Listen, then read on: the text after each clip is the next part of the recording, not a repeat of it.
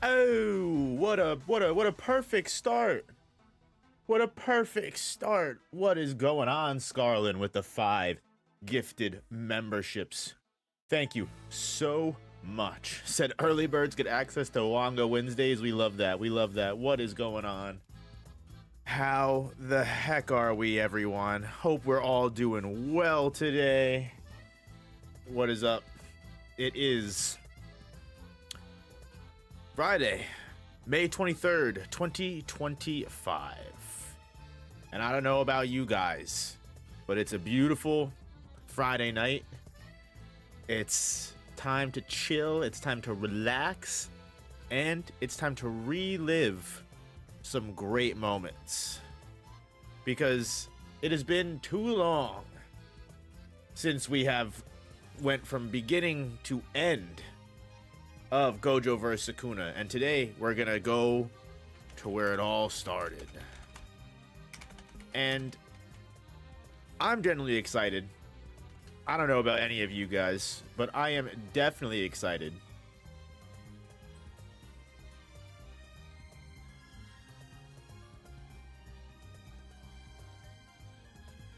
What's good, King Kamui? What is up, Mario Abustas? What's up, Nassim?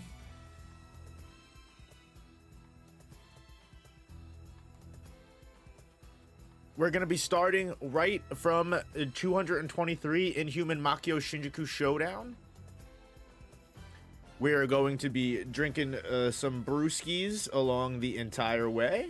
Got some Dirt Wolf from Victory Road. Let's get that nice little satisfying, yeah, that nice little sound. I'm going to play some Elden Ring with you on the BG. Was looking forward to this. Hey, I'm happy to hear that, Scarlett. Thank you so much for being here.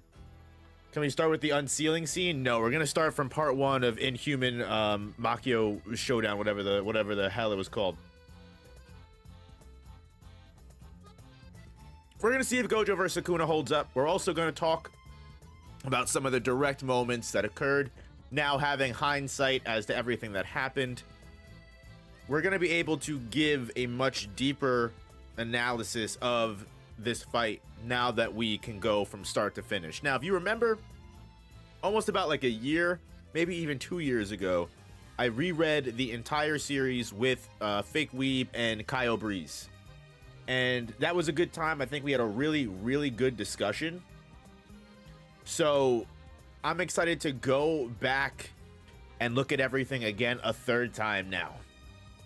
And again, we're just gonna be hanging out and chilling.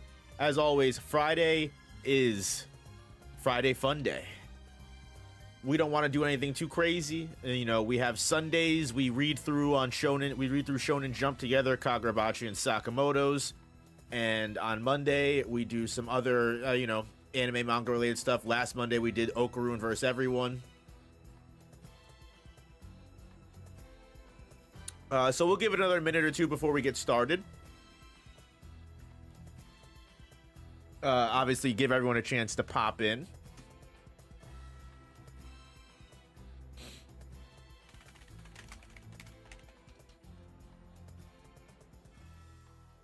And just to get everything started, get you guys locked in here, you know, grab some snacks, grab some candy, grab a little blankie for your feetsies, and we're gonna be going in. It might take us about 2 hours, might take us 3 hours, but we're gonna go from start to finish. Gojo vs. Sukuna. Who is your favorite? Let's put it to a poll. I'm curious to see how many Gojo fans we got, how many Sukuna fans we got in the chat. Let's see how divided we are going into the beginning. The agendas of this fight was crazy. You know, the agendas, this is the fight that really split the fandom in two. I believe we're going to read the TCB scans. I might be wrong. I don't know if it's going to be the official translation or the TCB translation. Scarlet, thank you for the 5. Thank you for the dono. Said, will we have what Gege said about Gojo in mind? Fact check if the author fumbled his own piece of art. I mean, that's the idea. We're going to be able to go through the entire, you know, fight with hindsight and foresight. Time zone's 2 a.m. Damn, that's late. but it's never too late for Gojo versus Sukuna. Never too late for Jujutsu Kaisen. Most importantly, what have you guys been up to? Hope you guys are all doing well. Hope you guys all had a great week. What have I been doing today? Been working on some more Clair Obscure Expedition 33 content because I am still hyper fixated and obsessed with that game. I've pretty much done everything I possibly can in it, and I've been thinking about doing some New Game Plus, but playing games over for me is so hard, especially games that are that in depth.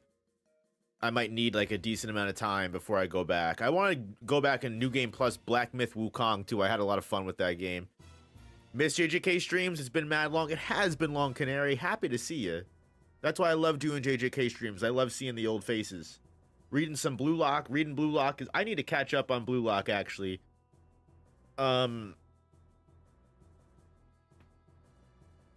The PXG match was still going on when I stopped reading Blue Lock. I've been fumbling. I need to catch back up. Glitching, thank you for the 5. Glitching Ouse. Question: Why do people argue against Gojo saying he could have lost to Sukuna even if Sukuna didn't have 10 shadows? Well, the story has progressed into plain old agenda pushing at this point. In my honest opinion, well, I think Gojo versus Sukuna could have gone multiple different ways, and I think a lot of people just had their heels dug in and loved Gojo, and some people really expected Gojo to win, in my honest opinion. I knew from going into the fight Gojo wasn't going to win. I knew it didn't make sense plot-wise for Gojo to win personally, so I wasn't really too surprised when he lost. I also wasn't too surprised when Kashimo lost, but that's a whole nother story and a half. You can check the receipts. For almost like 3 years ago, I said to the world that Kashimo is going to get diced up by Sukuna in one shot, and he lasted longer than I could have guessed. Why would a side character beat the main villain? I don't know. People wanted to think Gojo was the main character. We're 58% Gojo in the chat, so we can ask the Gojo fans. But no, not all Gojo fans thought Gojo would win. You know, just because you like Gojo doesn't mean you especially thought he was going to win or come back. We're going to try and keep it as nice and friendly as possible in the chat. I know Gojo and Sukuna gets a little contentious here among the fandom, so. Sukuna had some moments where his strength and intelligence showed, but for me, I saw more of Gojo flexing his skills, which led me to the unsettling feeling of Sukuna winning. It would just be bad writing if Kashimo beat Sukuna. You just don't trust in the Kashimo agenda enough. You're just not trusting in the agenda enough, obviously.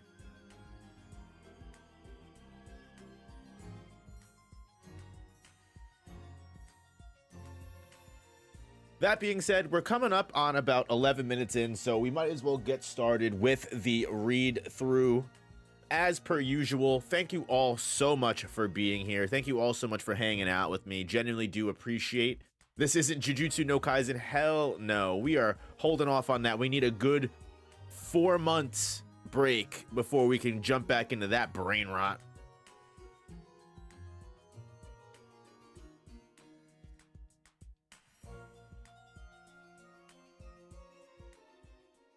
Jacob Harrison with the Gojo badge. Big time Jogo gang. Thanks for joining the Jogo gang. Appreciate the love.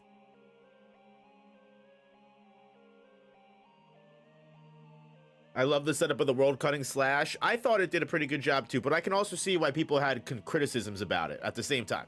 I also understand.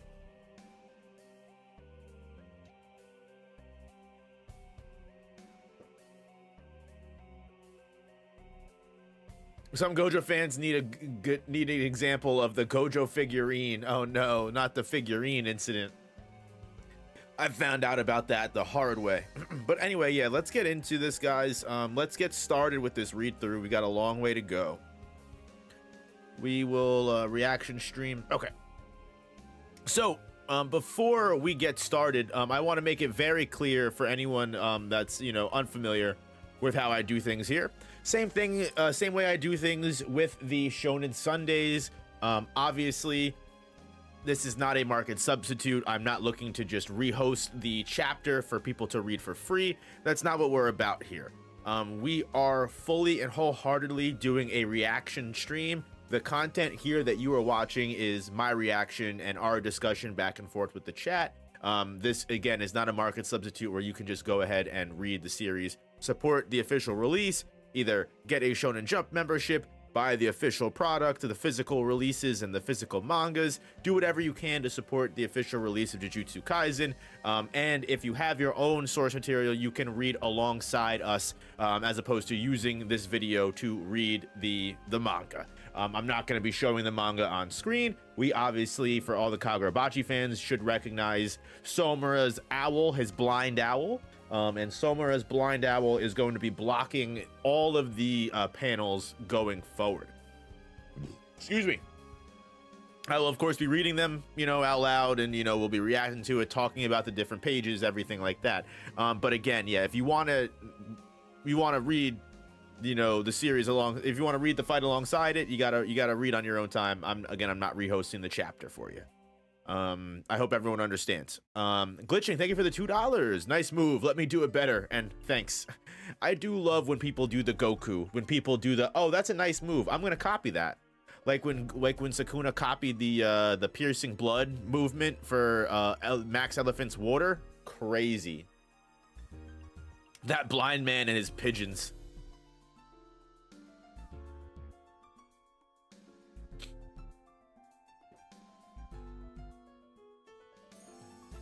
All right, guys, are we ready to go?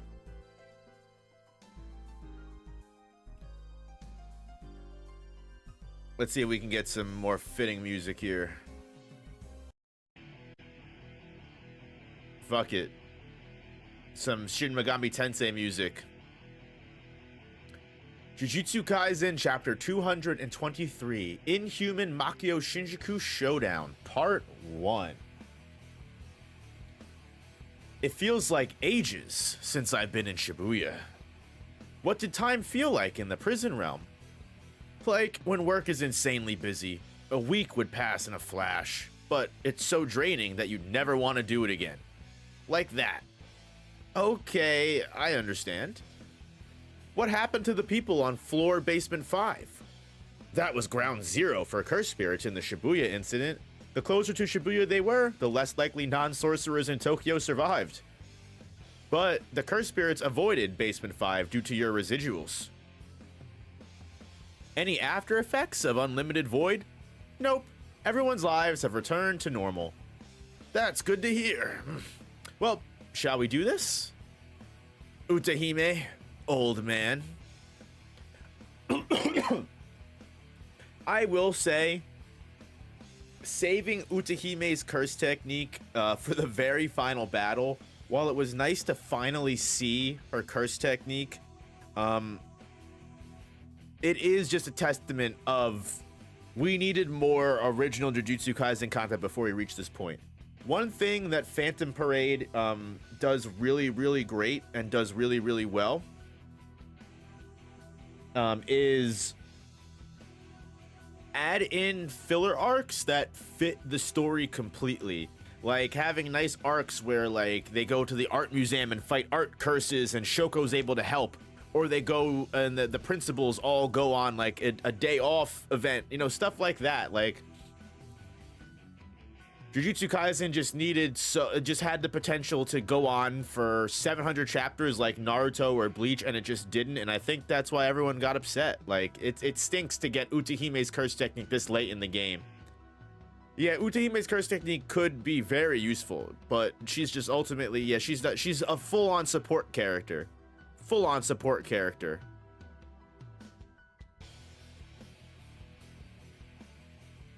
Yeah, Rosetsu has a gross curse technique. His curse technique is ridiculous. This fucking curse technique snatch is crazy. Yeah? Already fucking up website? Yeah? This what we doing here? Alright. Hold on. Don't worry. We've got this. Don't worry.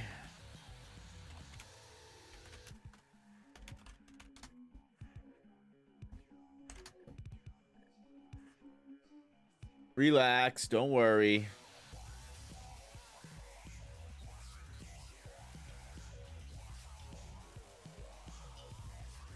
Don't worry.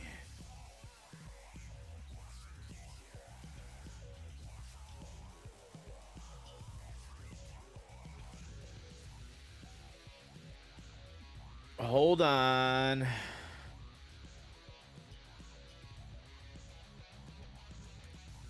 You know what? We'll just do it the right way. Hold on. Give me 1 second. Let me log in here.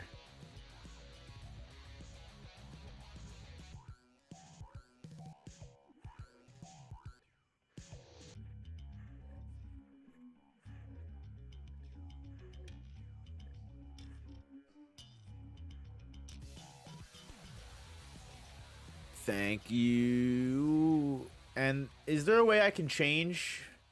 There we go. Perfect. All right.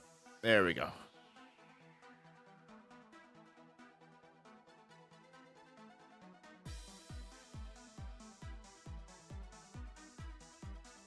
Okay. We're good. We're back in action. It said domain expansion. Down website, indeed. Perfect. Lord Sukuna, it's the 24th. The duel is today, but at what time and place? We didn't specify. Huh? But I'll know. Oh, is that so? Speak of the devil.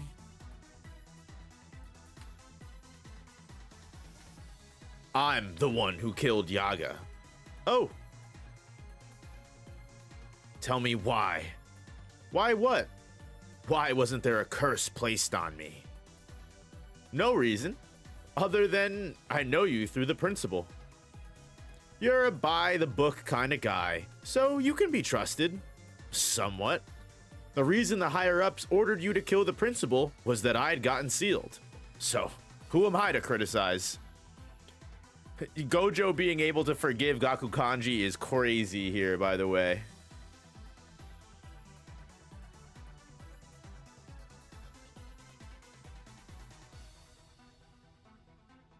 Like, can we get like a number on the screen to know which chapter you're on currently? Yeah, give me 1 second. I can do that for sure.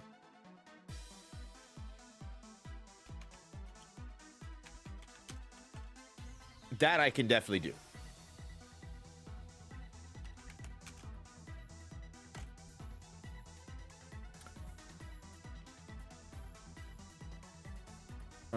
Outline.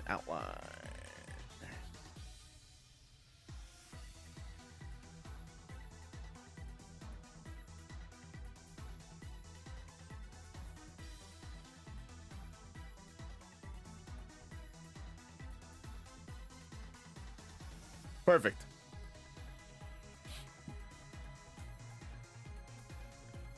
Principal Yaga with special grade potential is one of the craziest like one-off chapters in the world. Like, you gave Yaga special grade potential and then you killed him.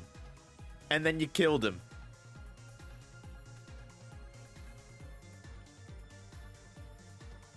Did he say anything at the end? Panda's listening. Panda's little. I don't think I ever caught that. Panda behind the door eavesdropping. About Panda. He said cursed corpses aren't spontaneous mutations. There's a way to create them. Even old farts change, huh? What do you mean? You haven't told anyone that, right? Panda's secret is a special grade case. Before, you would have definitely told your superiors. You've changed, old man. I love that Gaku Kanji's eyes are like fully blacked out, and then just Gojo calling him out is enough to make his fucking eyes pop out.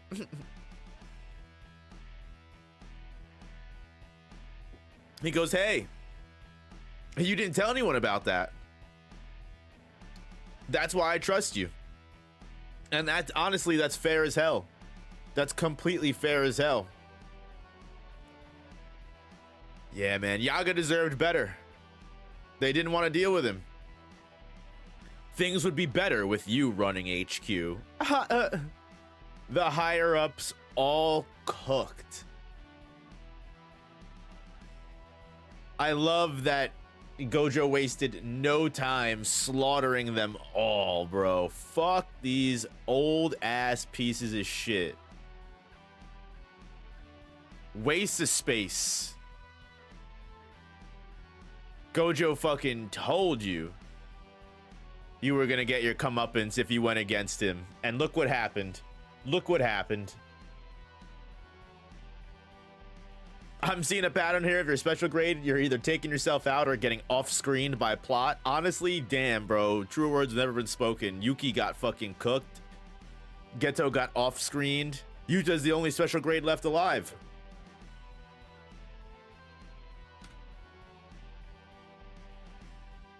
Why have me do it?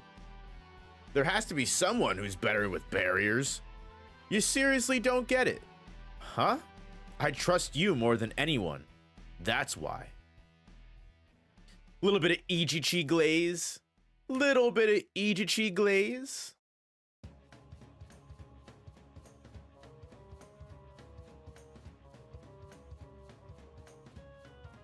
Ijichi, the real strongest sorcerer of all time.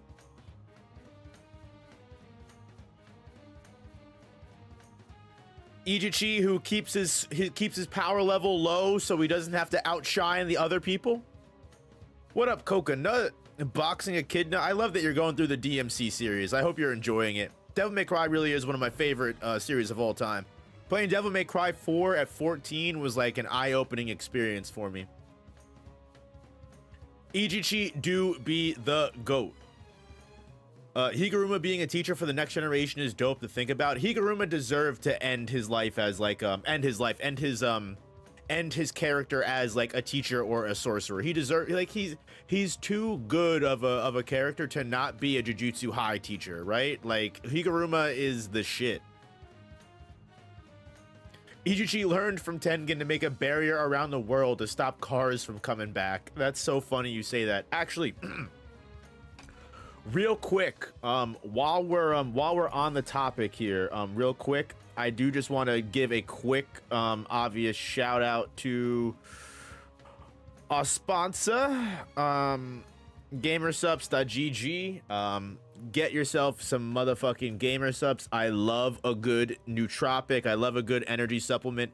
Honestly, it as someone that never did energy drinks, I don't fuck with, you know, Kick. I don't fuck with Rockstar. I never fucked with Amp or Monster or any of that random shit. Like, I really genuinely did not or do not fuck with that shit because of all the sugar. It makes me feel weird. There is no sugar in Gamer Subs. Legitimately no sugar in Gamer Subs. It's got some nice nootropics to keep your ass focused. They got caffeine and caffeine free versions, whether you want to go full caffeine nut job or non-caffeine. They've also got plenty of different stuff. They got plenty of different awesome flavors. And normally I don't go crazy about stuff like that, but gamersubs.gg/no-operator, they just dropped today their Jojo Ocean Stone Fruit flavor.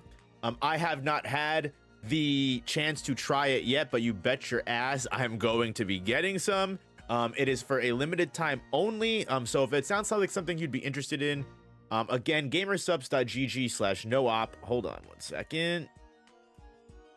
Try it out, sincerely. It is worth it. Like I said, I drink it every day of my life. It keeps me freaking motivated. It keeps me going, and they've got awesome flavors. So yeah, it's like I said, if you like energy supplements, if you just like a good juicy fruity drink, you can give it a try. And I'm telling you, if you use gamersubs.gg/no-op, you can even get some free samples. They give you a bunch of free flavors for free. But also, again, you can try the Gojo Ocean Stone Fruit, a perfect companion for any bizarre adventure inspired by the Stone Ocean arc of JoJo's. This flavor captures the essence of Jolene Kujo's journey with a smooth and succulent plum prowess. So yeah, absolutely fire. Go get some Gamer Subs. They got other flavors as well on top of that, you know. I generally do appreciate them. I've been drinking that BBL GG recently, some nice blueberry.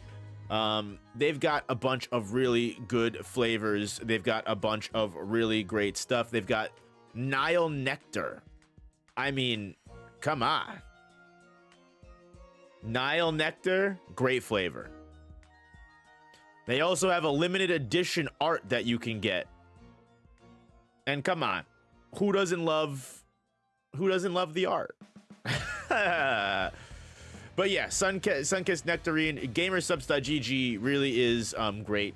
Give it a shot. Again, if you've never had it before, you can get yourself some free samples. Use my code, or you get 10% off if you just want to get some cool shit. You got Crusaderade, Grandma's Ashes, Browser Brew, Pom Pom Punch. You got Queso's Nuclear Bombsicle. Yeah, you can literally buy some copium. You can quite literally buy some motherfucking copium. I am telling you right now. Perfect blend of tartness and fruity enjoyment. Embrace the taste and indulge in the essence of copium. So gamersubs.gg/noop. Give it a shot. Sincerely, I wouldn't lie to you. I wouldn't steer you guys wrong. Give it a shot. And let's get back into the program at hand here. Thank you, Gamersubs, for sponsoring.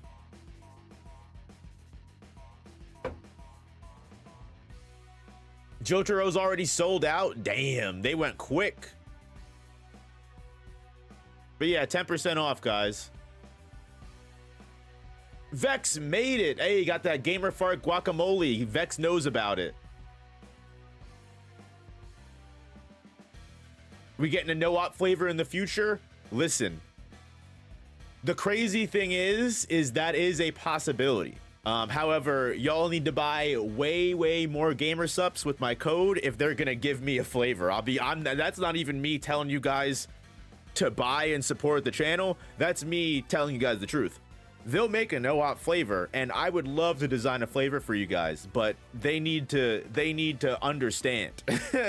Make it yourself. You're telling me to just become a direct competitor with the people that were nice enough to partner with and sponsor me?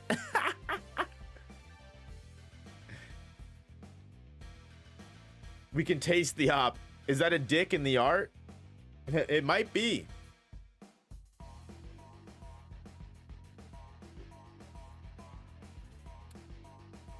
But yeah, they've got plenty of decent flavors. Just go check it out for me. Use the code NOOP for 10% off. Get some free samples. I promise you, you will be buying more. But anyway, back to the Ijichi Glaze. I got 30 minutes on the dot. I made it. Yeah. So back to the Ijichi Glaze. I'm someone who fled. Someone who didn't have the courage to flee. Someone who was given the chance to flee. Despite that, the strongest sorcerer says I'm trustworthy, so I must live up to his words. Either that or die trying. Let's go, Ijichi. We love a confident king. We love a confident king indeed. I'm an old man. I don't know if my body can take it, but I'll order some for the neighborhood crackhead. He's about to be lifting trucks.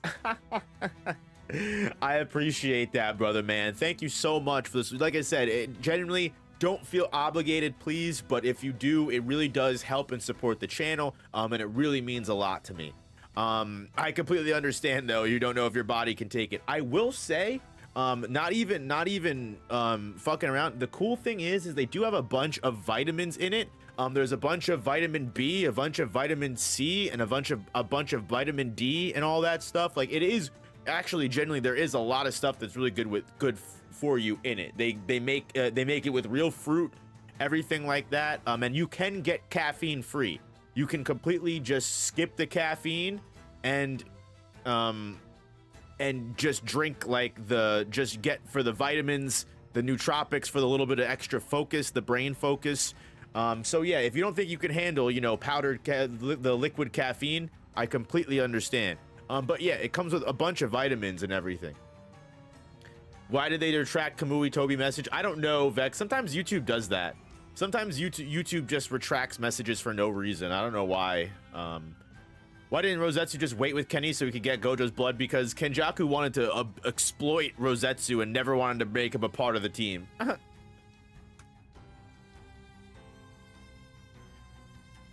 Utahime's curse technique is solo forbidden area. It temporarily amplifies the total curse energy amount and output of any targeted sorcerer within its range, including Utahime herself. To excel at Jujutsu is to excel at subtraction. The degree to which a sorcerer can omit the intonations, movements, and other elements that comprise or activate a curse technique determines the sorcerer's skill. But Utahime leaves nothing out. Words, gestures, dance, music. Elevating the curse technique to the level of a ritual boosts its potency to 120%.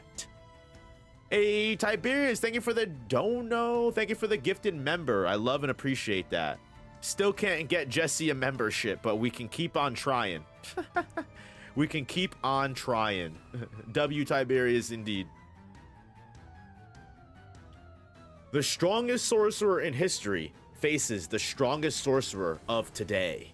The first blow will determine which of the two is the challenger.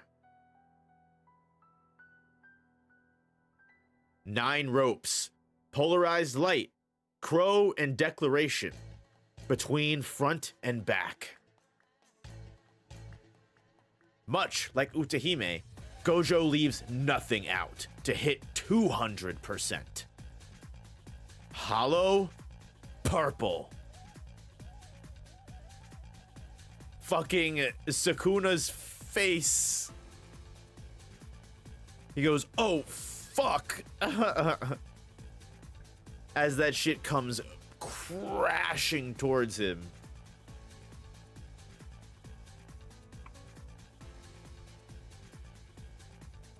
What an amazing opening to the fight, right? No, chants were introduced right here in this fight alone. I don't think we've ever seen someone use chants before this moment. Which is just part of the reason why Gojo vs. Sukuna was such a great fight, right? Like, it showed a level of sorcery that we never saw before. Only for the veils. Yeah, you're right, Scarlet. Only for the veils. Good point. Due to Ijichi's barrier, Sukuna misreads Gojo's first move. Even though he sensed Gojo, he didn't notice his opponent's immense output until that last moment. Which, I don't care what anybody says, like, the fact that Sukuna was caught point blank off guard by a 200% hollow purple and just tanked that shit.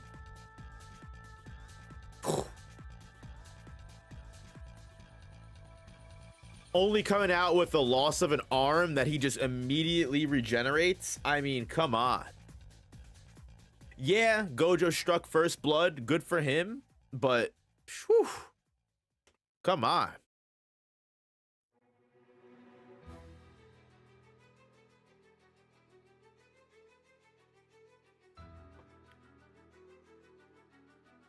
I bought this manga that literally called out to me. It's called Homunculus. It's about how people push down trauma and other things in their subconscious to make them look like monsters. Huh. Well, that sounds interesting. The fact they tricked his ass and he still blocked it with only losing his arm. That's what I'm saying, Tiberius. They tricked him in everything and he noticed at the last second he still only fucking lost an arm. The strongest sorcerer in history versus the strongest sorcerer of today. Just so there's no misunderstanding, let me set you straight. You're the challenger here. Damn, punk. I think it's so funny here that this is the beginning. Remember when people were so upset with the way that Gege was drawing Gojo here? People were like, Gege forgot how to draw Gojo. He looks fine in my honest opinion. I think he looks okay here. He looks just like he always did. I think people just hadn't seen Gojo in so long. Gege did draw him crisp as hell when he broke out of that seal. He drew him crisp as hell when he broke out of that seal. The anime made him too hot. Oh no, he's hot.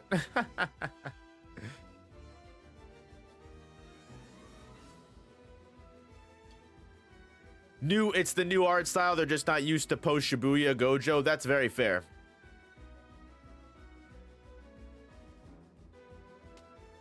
Bro hit that Vegeta point. He was cooked from the very beginning. I'm the challenger. You've let catching me off guard go to your head. Satoru Gojo, you're just a fish on the cutting board. You may flop around a lot, but you're still a nameless fish. First, I'll strip away your scales. Then why are you wearing that face? He wanted me to hold back, right? Too bad for you, I've undergone special training. I can totally wail on Megami. Since they look alike, of course. Dying once as Yuji was a mistake. I'll worry about Megami after I kill you. I love that Gojo it equates beating the shit out of Megami's body to having to fight Toji. He's like, hey, I already whooped his dad's ass. I don't mind whooping the son's ass as well.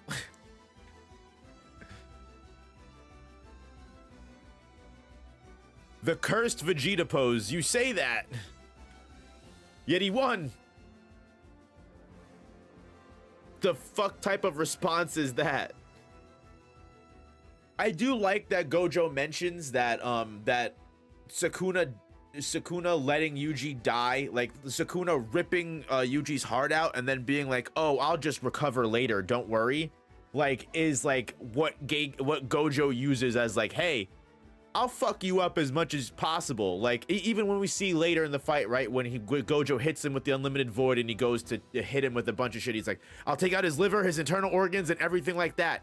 Like Gojo knows that Sukuna can heal all of that.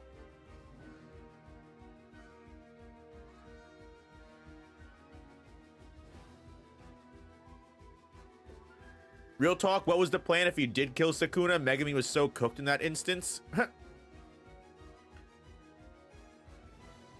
I think it was just a matter of knowing that Sukuna would die if Megami dies. So if he completely kills Megami's body, Sukuna will be forced to reverse curse technique it. The same reason Sukuna had no choice but to be about to step in when he lost to Choso, right? And he stopped himself because Choso was about to kill Yuji, and Sukuna was like, oh, you're so fucking annoying. I'm gonna have to step in and do something now because you're about to die. And then that's when Choso got, you know, oh, Choso went crazy.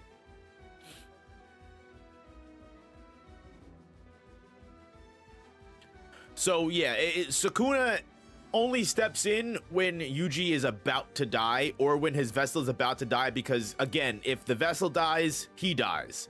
So he has no choice but to keep the vessel alive. So Gojo can do as much damage as possible to Megami's body. Sukuna's gonna have to keep it alive no matter what.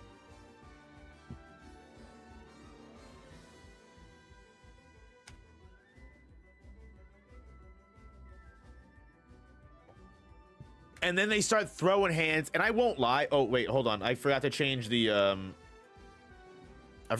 chapter. We're 224 now. Gojo can't just black flash Sukuna out of Megami like Yuji did. Nope, Gojo does not have, unfortunately, the soul punches. That is one thing that Yuji definitely does. Operator, do you plan to do the Sukuna raid after Gojo? I might, depending on what you guys want. If you guys enjoy these read-alongs, then I'm more than willing to do them, do more of them. I don't know if I'd be able to do the Shinjuku Showdown all in one stream, though. We might have to start a little bit earlier. But yeah, Gojo can't, Gojo can't just Black Flash Sukuna out of Megami because he doesn't have the soul punches. But one thing I will say is that this is one of my favorite chapters because it's almost all hands. It's almost all hands. It's literally just Gojo and Sukuna swinging at one another. And I love it. Sukuna throwing a hand, Gojo literally just fucking throws himself on the ground and then just uses blue. He goes, oh, haha. Cool, there you go. And then Sukuna at first is like confused by the magnetism before he gets slipped through the fucking window of the building. He's like, what's going on? And then he gets sucked through. Shoots his ass all the way back.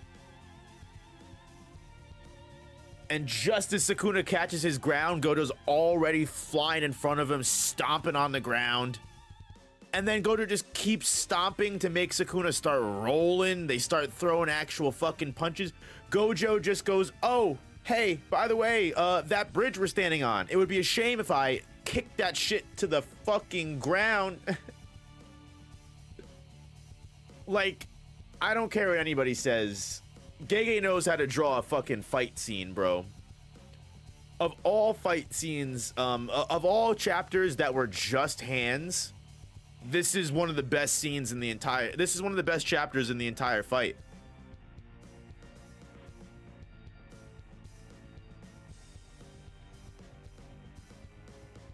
When it comes to the hand-to-hand combat, Gojo dominated Sukuna. I completely agree with that. I completely agree with that. When it came to two-arm combat, Gojo would 100% dominated Sukuna the entire time. Might be controversial to say, I don't know if Gojo would continually have the hand-to-hand advantage against forearm Sukuna, but still, you know, Gojo I think definitely was the better hand-to-hand merchant. Ink Master, thank you for the dono. Thank you for the 10. Gojo's plan most likely involved hurting Sukuna past the level of exhaustion so that maybe Yuji could cut out Sukuna. But first, Gojo had to show off. Honestly, fair. So fair. Gojo's like, hey, look, my students are watching. I gotta put on a good show for them, right?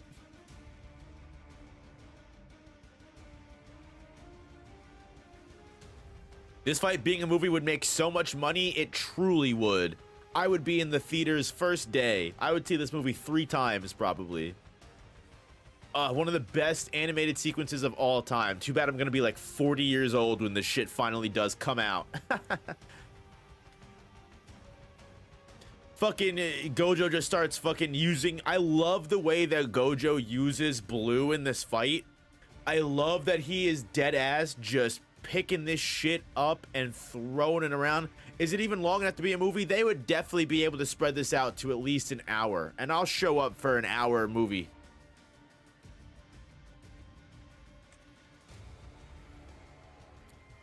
The way that Gojo slips Sukuna through like the window and then he just starts picking up, he kicks down the bridge, starts picking the bridge up and throws Sukuna while he's on the bridge. I love the way that that Gojo fights in this battle.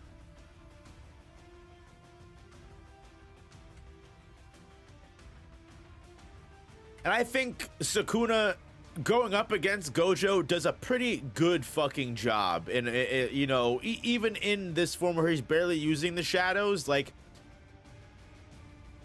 Like, he still handles the fight pretty well. Just starts fucking jumping around. Dude, these motherfuckers are flying. They're DBZ battling, bro. The old Dragon Ball movies were only 50 minutes. I don't see why they can't make it a movie. Exactly, Antonio. Exactly, Antonio.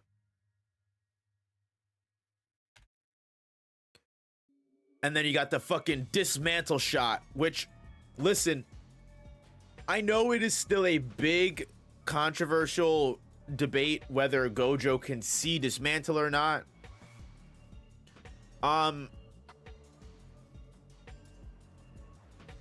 It's kind of up in the air until I get direct confirmation from Gege that says Gojo can or can't see dismantle. Just based on this entirely, I'm going to imagine Gojo can't.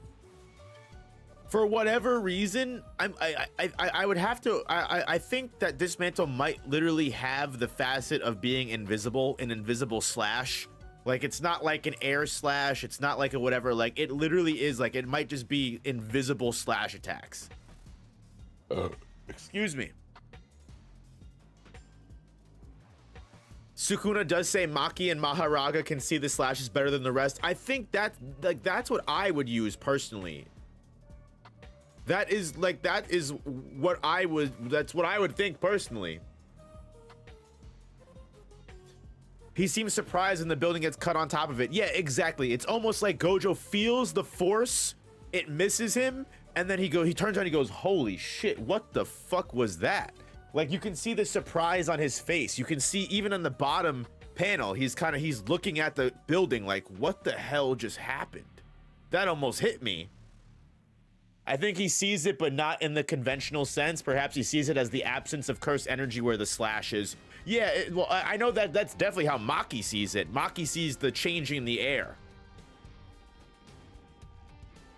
How does Sukuna airwalk, and why can't Kenjaku and Yuta do it? Listen, I'm sure if you put Kenjaku and Yuta in the same aura-filled battle, I'm sure they'd be flying around. I think Gege follows the anime rule of characters can airwalk as long as it's cool enough. Like, that's really what it is. Like, characters can airwalk and characters can fly as long as it's cool enough. If it's not cool to happen, then they're not gonna do it.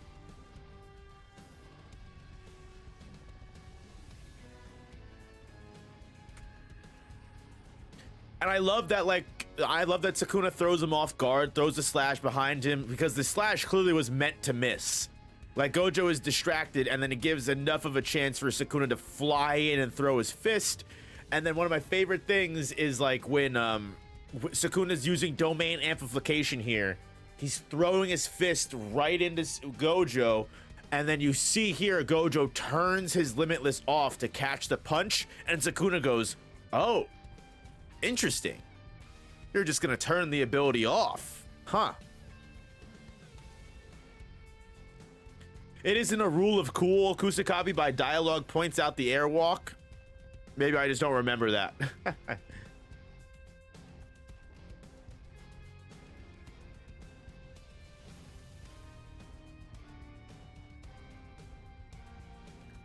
then they start flying through the building.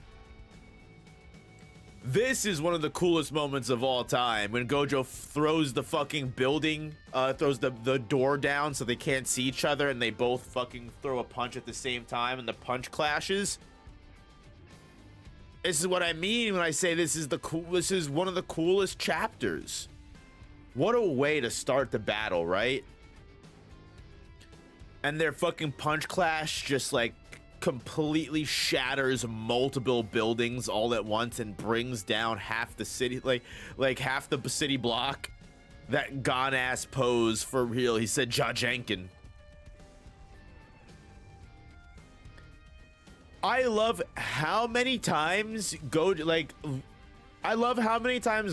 and Sukuna just look like best friends in this fight. Two dudes just enjoying a good old-fashioned brawl.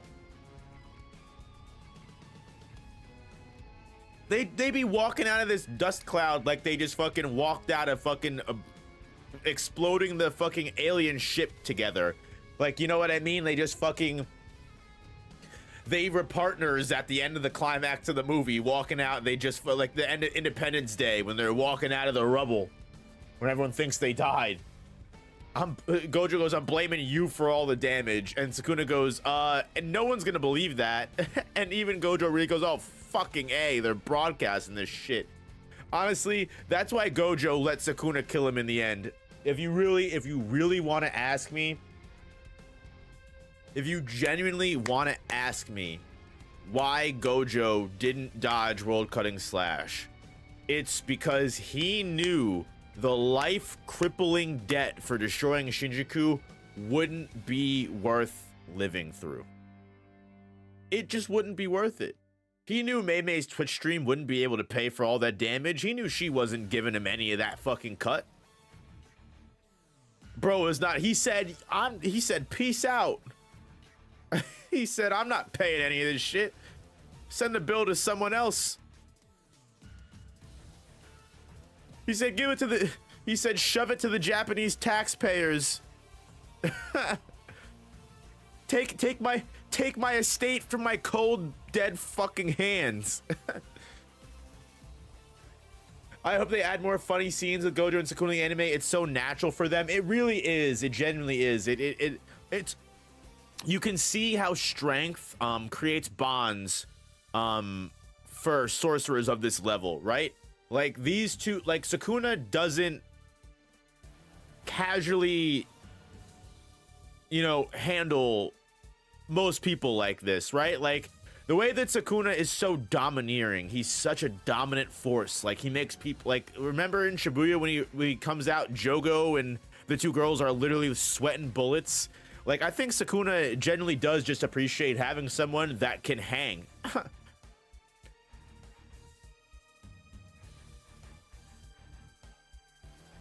They better have Sukuna versus Big Raga level of animation. They will.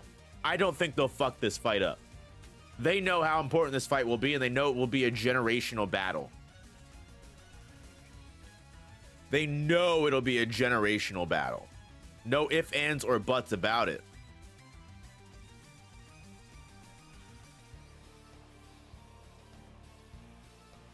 It's like an exclusive club being on that level of strength, literally.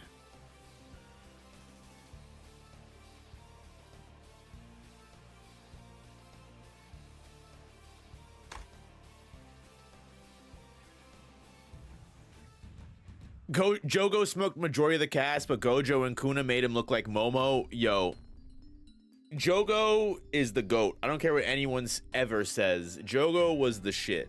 And Jogo will always be the shit. Excuse me. Personally, I don't mind waiting 3 years for this fight for the health of the employees and fully finished product. I never mind waiting for better quality stuff, as well as giving the people the amount of time they deserve.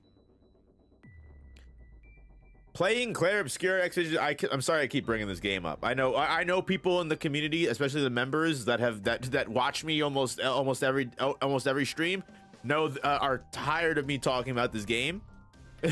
But I'm telling you, watching a studio of people that were not bound by time constraints, they were a little bit, but they were able to fully flesh out and do the best and dish out the best game they could.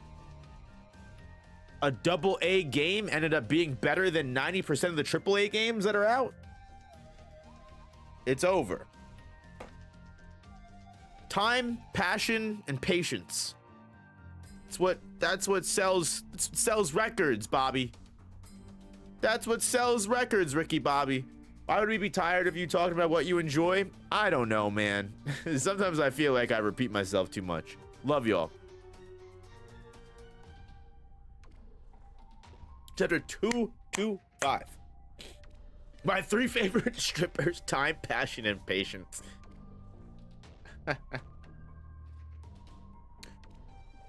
Gojo has the limitless curse technique, which makes him inviolable, and Sukuna has tried neutralizing it with domain amplification. Domain amplification. It was in Mekamaru's footage. A special grade curse spirit used it against Gojo Sensei's limitless curse technique in Shibuya.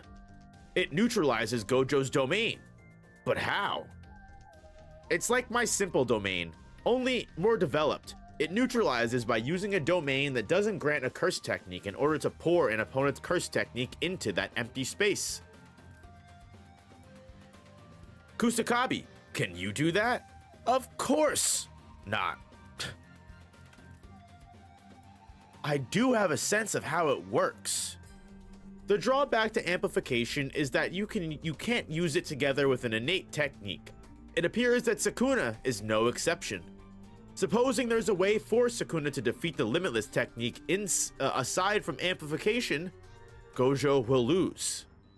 Does that mean he's practically without a curse technique and still holding his own against Satoru? Would watch a Blue Lock reading stream? Noted. Do you think end of series Yuta or end of series Yuji get to the same level as Gojo or Sukuna where they stood tall and where some... I don't think anyone is able to reach the same level of power as Gojo and Sukuna, but I do think Yuta is probably the closest that will ever be able to reach that power. Most likely, what will occur is another 100 years from now, give or take in the next couple of generations, someone Sukuna Gojo level will be born. Because remember, Sukuna was born 1,000 years before the current year. And it took 1,000 years for someone of even relatively close to Sukuna's level to be born. Right? So it's almost guaranteed, in my opinion, that like there won't be anyone of the same level for probably another thousand years.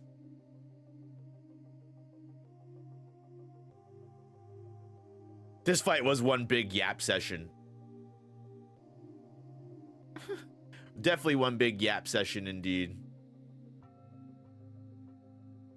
If that's the case, why isn't Sukuna expanding a domain? Using a curse technique is difficult immediately after domain expansion. Shouldn't Sukuna get into a clash of domains with Gojo?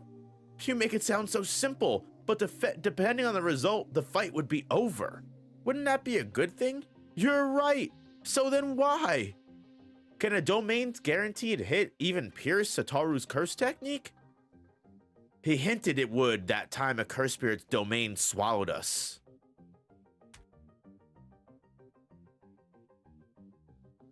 I love watching the sideline commentary. Everyone giving their own personal fucking commentary on the fight.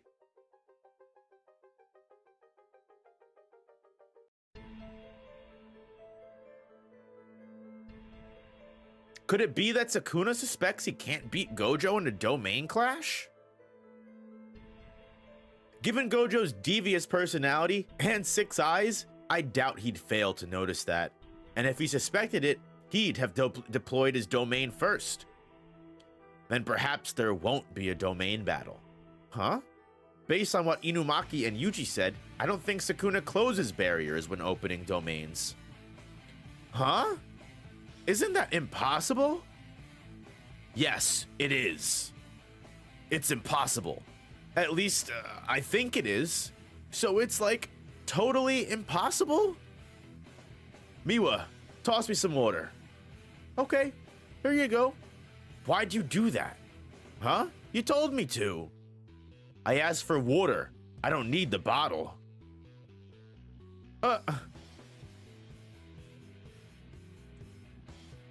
That's what it's like to open a domain without closing a barrier.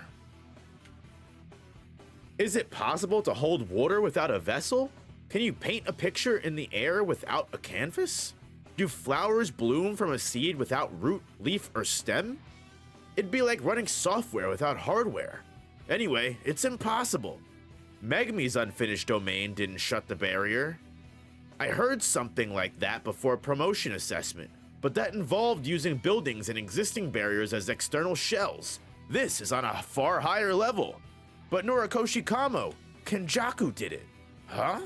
Tsukumo resisted with simple domain. Meanwhile, Tengen dispelled the domain with a barrier technique from outside.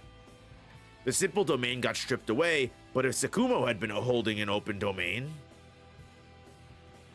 I doubt a clash of domains would result, because it'd amount to a clash with the barrier's outer shell. But it probably resulted in a struggle involving the curse technique's guaranteed hits inside Yuki's domain. A struggle between what? I don't know. Guaranteed hits? Guaranteed hits come with the barrier. It'd have to be the barriers. We're talking about domains like they're no big deal, but they eat up tons of cursed energy, right? You can't do them lightly. Fish flakes. Good contribution, Inumaki. Good contribution to the conversation.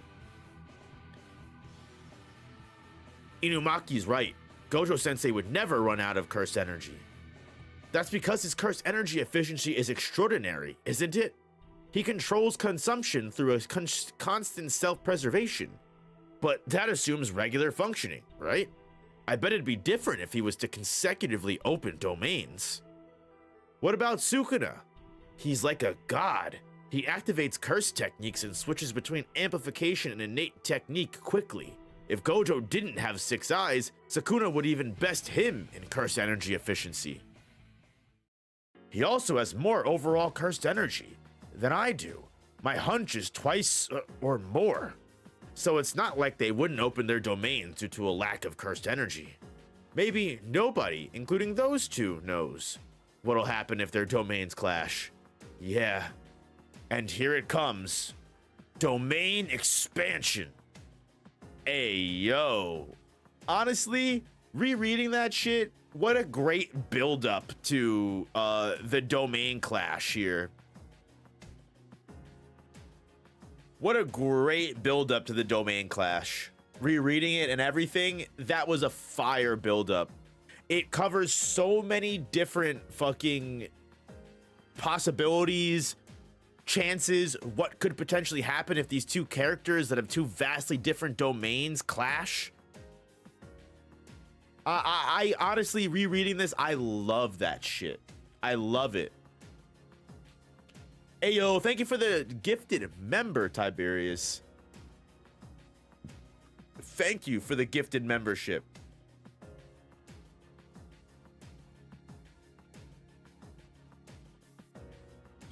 Special grade sorcerers seem to just have a feeling when a character is thinking of using domain expansion. Kenjaku and Yuki, also Gojo and Sukuna, always using it at the same time. Yeah, it's a sense. It's that spark, baby. You're sensing that spark of cursed energy.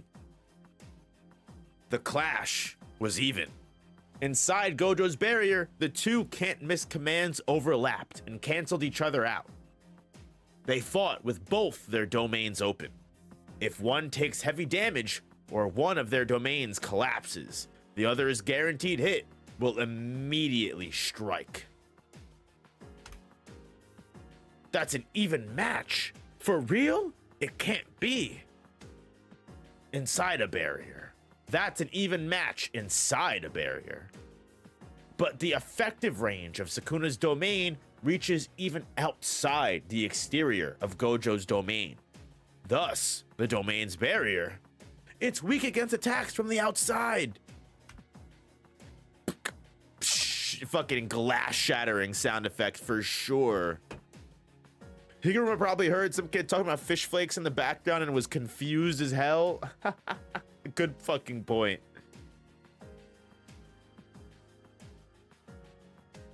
Currently using domains in your D&D campaign? Hey, that's awesome. Do you guys remember when this was all brand new? Do you guys remember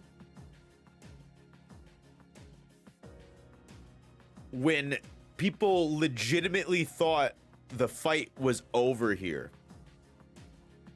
When we were reading this and everyone was like, yo, Gojo just got his head cut off. The fight is over. Isn't that insane that people really thought Gege was going to end the greatest fight in history in 3 chapters? 3 chapters. Could you imagine if the fight actually ended here? That would have been disappointing. That would have been fucking the worst thing to ever happen. You know what I mean? Like, you want to talk about Gojo getting character assassinated. That would have been awful. Does it seem that crazy now? Yes. That Gojo would, that Gege would end one of the greatest fights of all time? In 3 chapters? 3? 3 chapters? I mean, come on.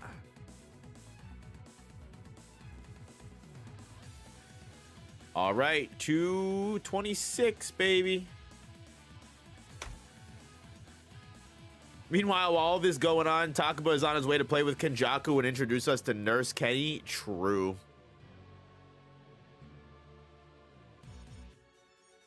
With a corny-ass smile on Sukuna, too. True, bro. Sukuna always got a corny-ass smile on his face. Yeah, bro literally almost get his head cut off, though. Without reverse curse technique, he would have gotten cooked. That's a deep cut in his neck. His head almost came right off. Sensei! He used reverse curse technique. Yes, but Sukuna's slashes won't stop inside of his domain. Since Sukuna doesn't close a barrier, wouldn't running away be easy? If Malevolent Shrine's maximum effective area is about the size of Shibuya, then Gojo should be fast enough to get away. No, his instantaneous movement uses Limitless Curse technique to compress space and coordinates.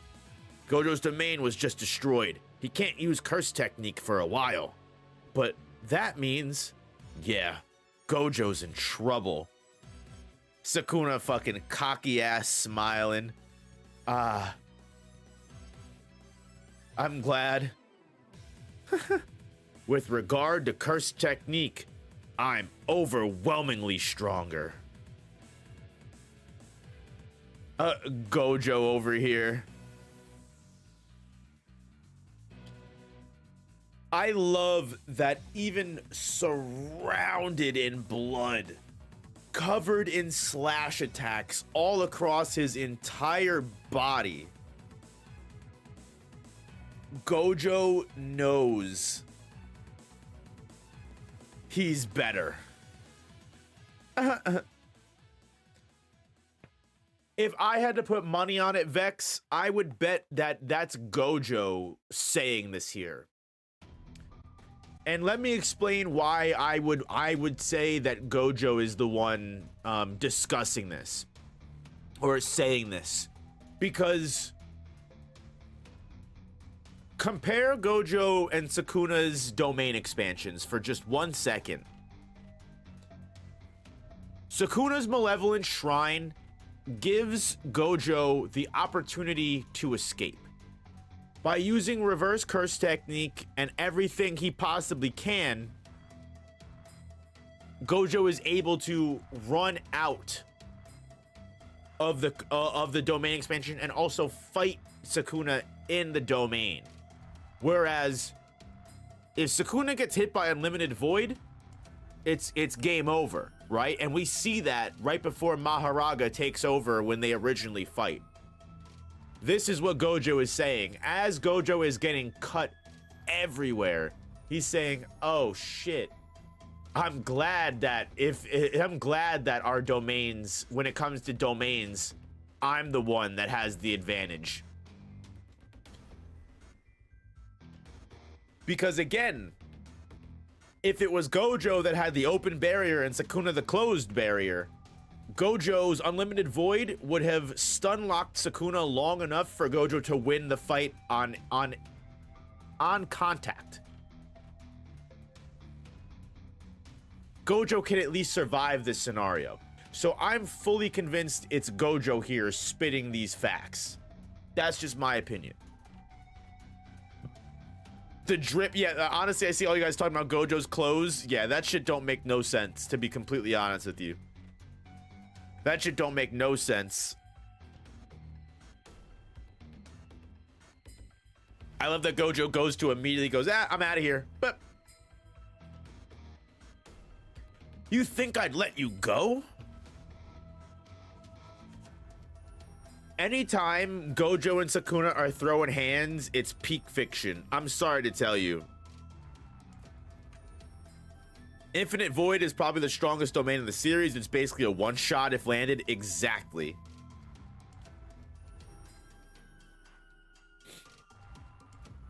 Sukuna can manipulate cursed energy better than anyone. True. That is a true fact.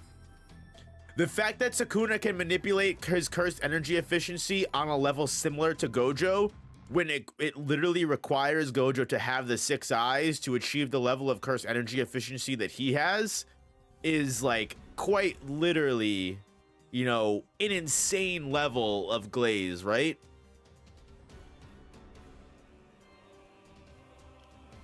He moves well for someone using reverse curse technique at full throttle to keep my slashing attacks at bay. Apparently, Malevolent Shrine Center isn't Sukuna, it's the shrine itself. What if that shrine was trashed?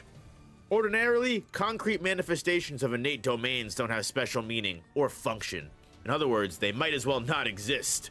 If the shrine is merely a symbol of the domain, then it can't be broken. There's no point in trying. If Gojo with his 6 eyes hasn't attempted to do so, that must be the case. Oh no, is there nothing he can do? New shadow style, simple domain. Simple domain. I love every time Gojo pulls something new out here. It shows like I said this way far back, when this was even going on, where Sukuna is the strongest sorcerer, obviously because of, you know, curse energy efficiency, domain expansion, his curse techniques, all of that stuff, like, and he has the curse energy efficiency, everything like that. Like, Gojo is top dog because of the limitless and 6 eyes, right? Like, Gojo is OP because of the 2 curse techniques that he has combined. However, Gojo isn't just the strongest sorcerer because he has the limitless and the 6 eyes. Gojo is the strongest sorcerer because he is also a master of the basics. And I said this even when this fight was going on. If you've been a member of the stream, you remember this conversation that we had when this fight was going on. Gojo is superior when it comes to simple domain, when it comes to falling blossom emotion, when it comes to imbuing his attacks and his physical punches and kicks with cursed energy. Gojo does this better than anybody. Sure, you could argue the 6 eyes are part of the reason why he's able to do this better than anybody, but the point is Gojo still took the time to master all of these concepts. He still took the time to understand and process every piece of sorcery like it was nothing. Someone that is cocky, someone that is ignorant, would have just relied on the limitless and the 6 eyes for the rest of their lives. Teen Gojo is the perfect representation of a cocky brat that doesn't realize their full potential because they haven't grown the fuck up. However, adult Gojo knew that, sure, I have the strongest domain, I have the strongest 6 eyes, and I have the strongest curse technique, but at the same time, if I neglect the basics, I will get cooked against someone of my level. So I love that that Gojo had simple domain here, and not just anything. He uses it back to back. He throws the double simple domain.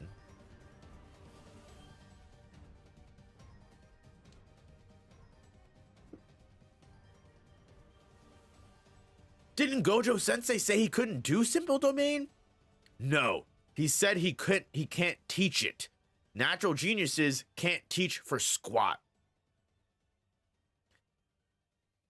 Then don't make a guy like that a teacher for first years. That's a very good point. Why would they make Gojo a first year teacher if he was a terrible... They should make him like the senior teacher. That would probably make the most sense. Simple domain will negate the guaranteed hit, while he heals himself with reverse curse technique. How can he do reverse curse technique and normal curse energy control at the same time? But compared to a real domain, the curse energy output for simple domain will merely buy time.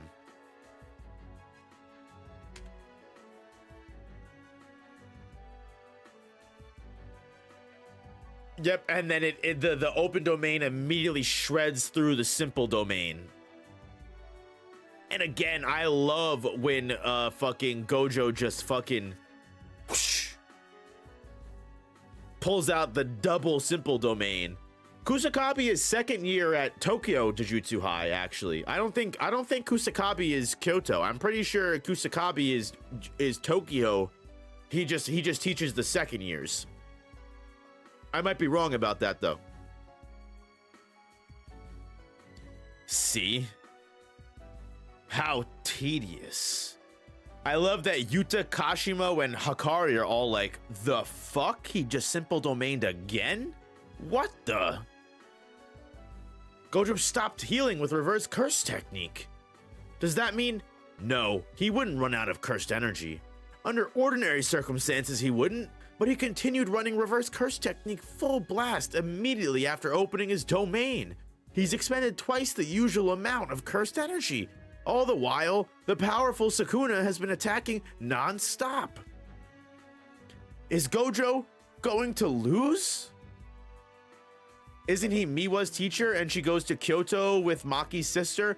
He's Miwa's mentor, yes, but I think that's just because I'm like 99% sure Kusakabe's Tokyo. I might be wrong, Scarling. I might be wrong, but yeah, he's Miwa's teacher, but Miwa's actual Jujutsu High teacher is Utahime, I'm pretty sure. I might be wrong about that. But I'm like 99% sure I'm right, but I could be wrong.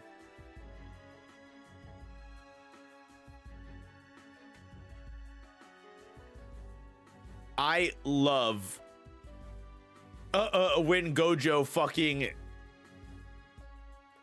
jumps and bear hugs Sukuna.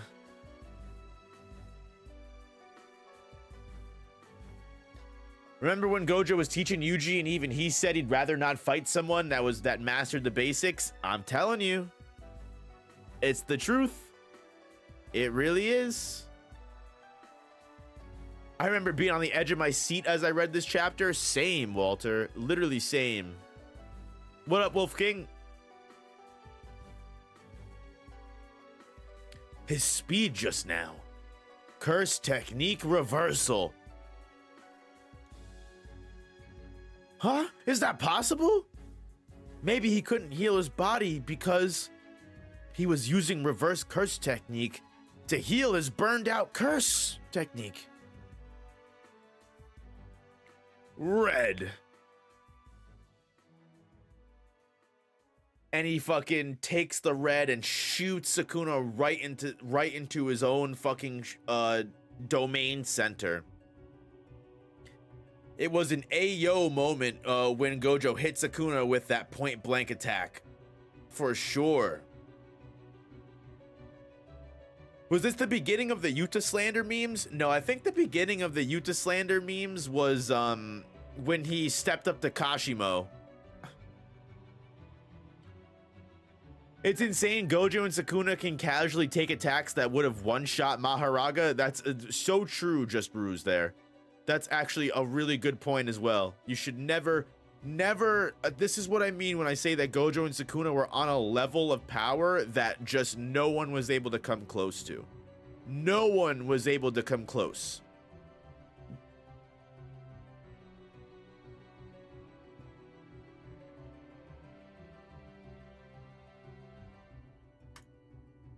Not end of series Yuta, not end of series Yuji. No one will ever reach the power of Sukuna and Gojo for the next thousands of years.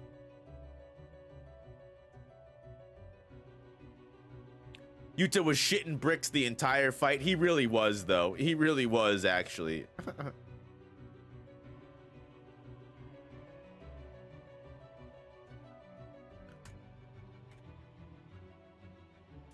Did he use reverse curse technique to heal his burnt out technique?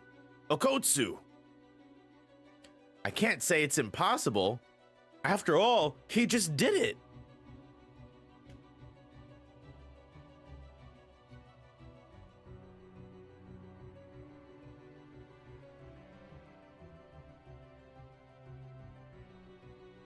My man's downplays JJK and pretends Infinity doesn't exist against other series so much he loves JJK more than Naruto, to the point he loves rereading JJK. For us fans, you're a JJK stan, embrace it. I don't know if that's a compliment or an insult, but happy to have you. Damn, no, up, you're right. It took an entire squad to do what Gojo was doing. I'm telling you, bro.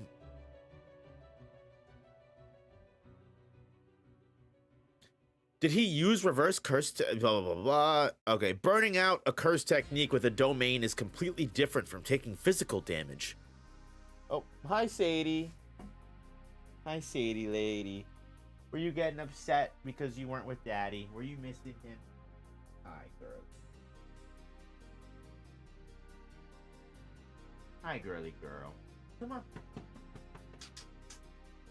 Get on the bed. Don't lay on the floor. Get on the beddy bed. Come on.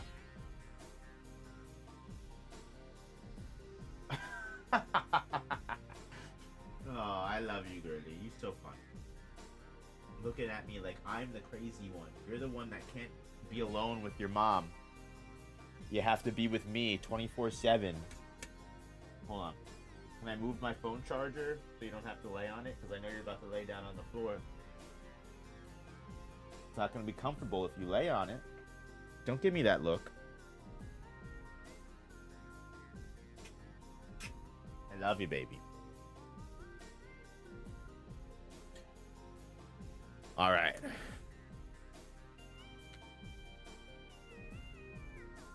Sorry, my dog came in. Reverse curse technique can fix something, but it can't cool it down? That's what I thought. But maybe I was wrong. Or could it be? Gojo may be pushing way beyond his limits. I love that, like, both Gojo and Sukuna here are more than willing to just potentially risk their brain functions for this fight. What up, Derek's Luck? How we doing? How's Misop doing? Is she doing all right? She's doing good. She's hanging out. She's living her life. Best life she can.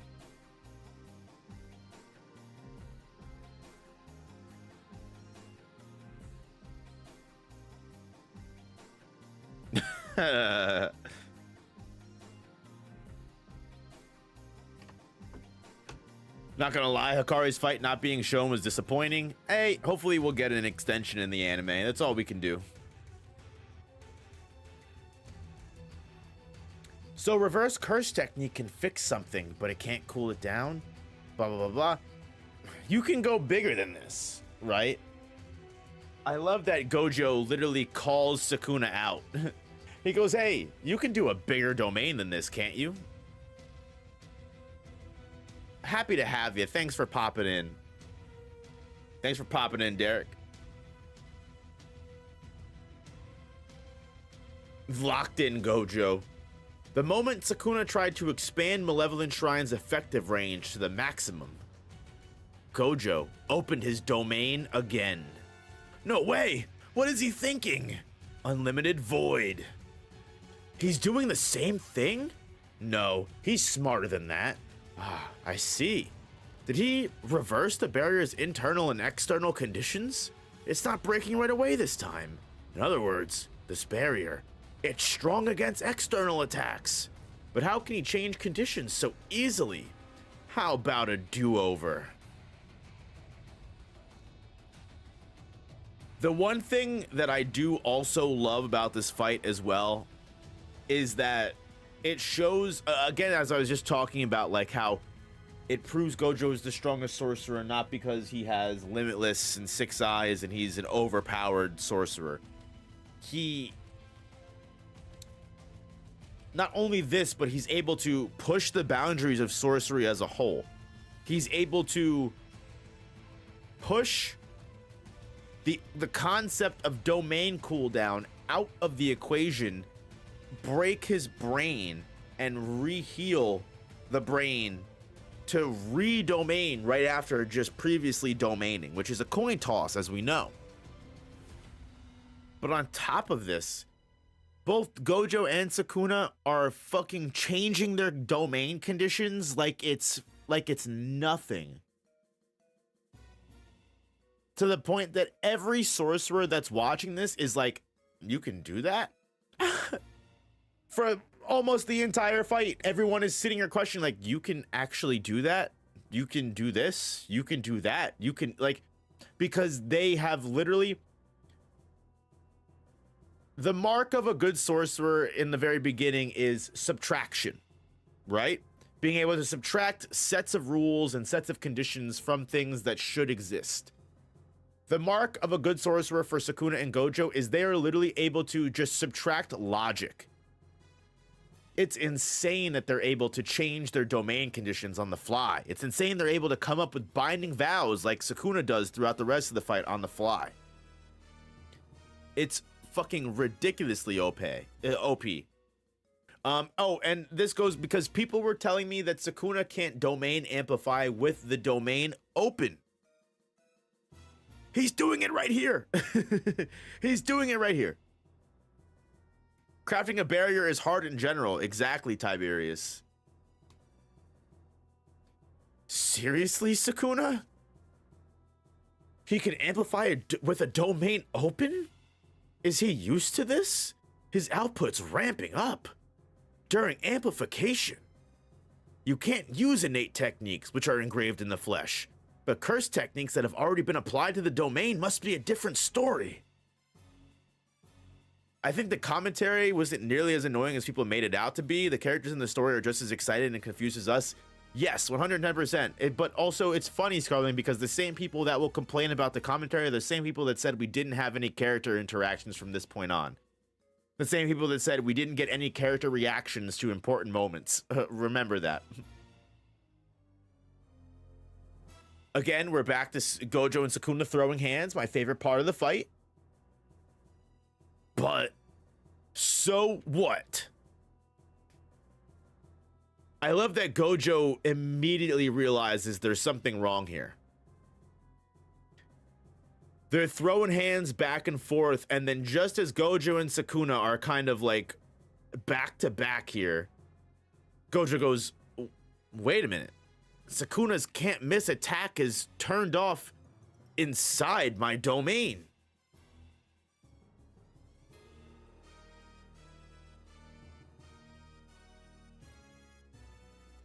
And then you've got Kenjaku stepping in, showing how he explained Gojo's domain expansion to Sukuna before the battle. Have a good one, Mario. Thanks for popping in.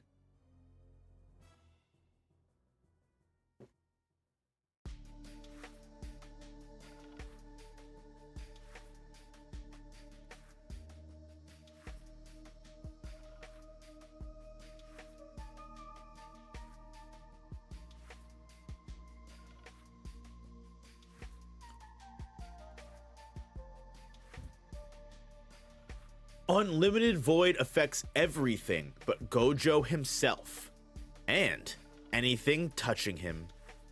I have already experienced it. In order to destroy Gojo's domain from the outside, Sukuna focused his effective range compared to Shibuya, thereby boosting power.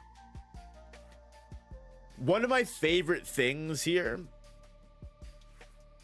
is that even though we get the Kenjaku commentary here, you can see the panel that's referenced here is when Gojo fought Jogo and Gojo was introducing Yuji to the concept of domains. So Sukuna specifically not only recalls a conversation with Kenjaku, but he also specifically remembers when he himself experiences the counter to Unlimited Void, which was from inside Yuji's body. Sukuna was taking notes this entire time. Throughout the entire story, Sukuna was taking notes. The binding vow for negating malevolent shrines can't miss command inside of Gojo's domain further increased power outside of the domain. And Sukuna survived Unlimited Void by touching Gojo. Once again, Satoru Gojo's domain crumbled. Need another do-over? What? Sukuna must have changed domain conditions as well. Hey, I'm next up if he dies. Don't interfere. Kashima over here. Ugh. Shallow cuts. I learned it as a kid, but stopped using it after mastering a domain. Not bad, huh? That's falling blossom emotion. What's that? No idea. Don't know. Beats me. How come only Atsuya knows this stuff? It's an anti-domain technique known only to the big three families. Then why do you know it? It's a curse energy control program for automatically repelling anyone who touches it. There isn't much point against a complicated curse technique effect like Unlimited Void, but it's quite useful against a simple curse technique like Sukuna's slashes. And unlike simple domain, it doesn't get stripped away. Excuse me, but it can't withstand domain output without some injury. Which should be enough. Gojo can heal while burning out. He just needs time. Really? Domain expansion. Again? No, this time, it's gonna be huge. Is he trying to use a barrier to swallow Sukuna's entire effective range? Again, how is he changing conditions? But isn't this a bad move? Broadening the barrier's range is gonna reduce its quality. What's the point of being invincible from the outside if he loses inside? Didn't it work? Wait, the barrier. It's super tiny.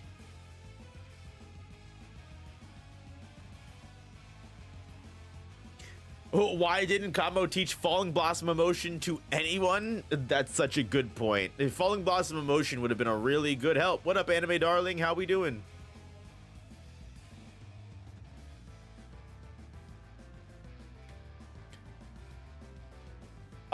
Again here, I love too because there's so many people that are like, oh, Gojo would have obviously won against Sukuna. Sukuna needed Maharaga to win against Gojo. Sukuna would have never won against Maharaga. Like, the one thing that I think a lot of people miss, especially in moments like this, the healing of a burnt out curse technique is confirmed by Shoko to be a coin toss.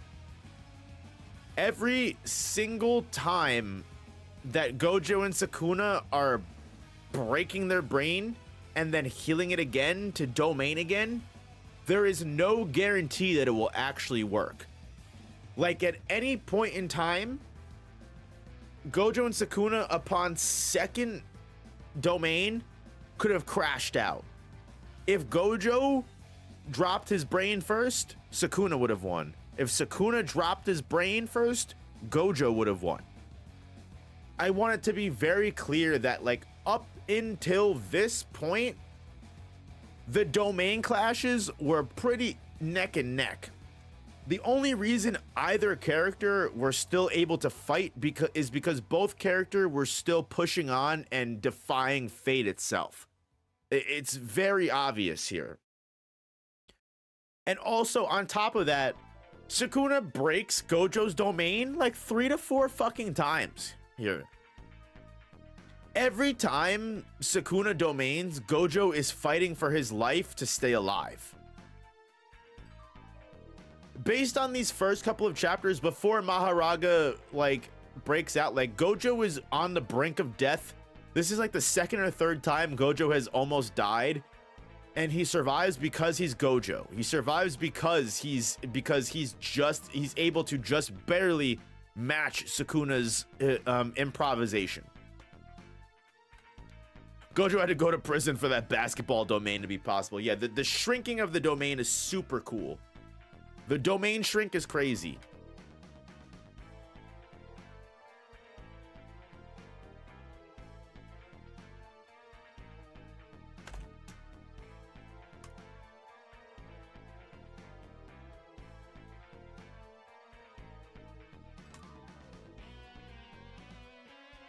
A tiny barrier? Theoretically, that should make it stronger, but that thing's smaller than a basketball. Wait, that's impossible. Yes, you keep saying that. I love that Mei Mei is the first one to call it out. Be like, you guys have been saying that all of this stuff has been impossible since the beginning of this fight. Why? A barrier's external appearance and size never match what's inside. That's a really good point. You know, domains have always been pocket dimensions. This fight really does test the boundaries of what sorcery can be, which is why I love it. Also, 110% is like through every step of the way, we're shown multiple times over that like Gojo and Sukuna quite literally are able to break the rules of sorcery.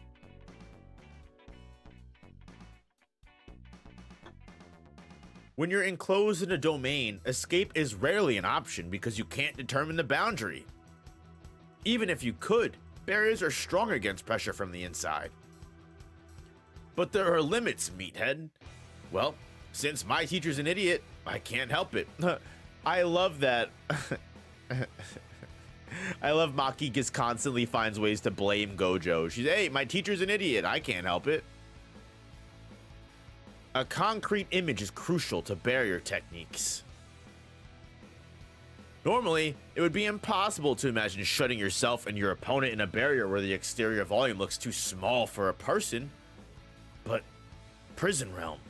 Yeah, that might explain it. Gojo's making use of his experience sealed in the Prison Realm. What an awful learning experience. Hold on. This is news to me. I don't remember this. I don't remember this. That is really cool. That Gojo is only able to make this small of a domain condition because he was inside a prison realm. I don't remember this reading this the first time. That is super cool. Gojo literally was only able to accomplish this because he was sealed in prison realm. I love that. That is such a cool fucking, that is such a cool little fucking detail. Gotta give you the sound of the cold open. Yeah, it definitely doesn't, anime definitely doesn't need to add extra scenes of the domain clash.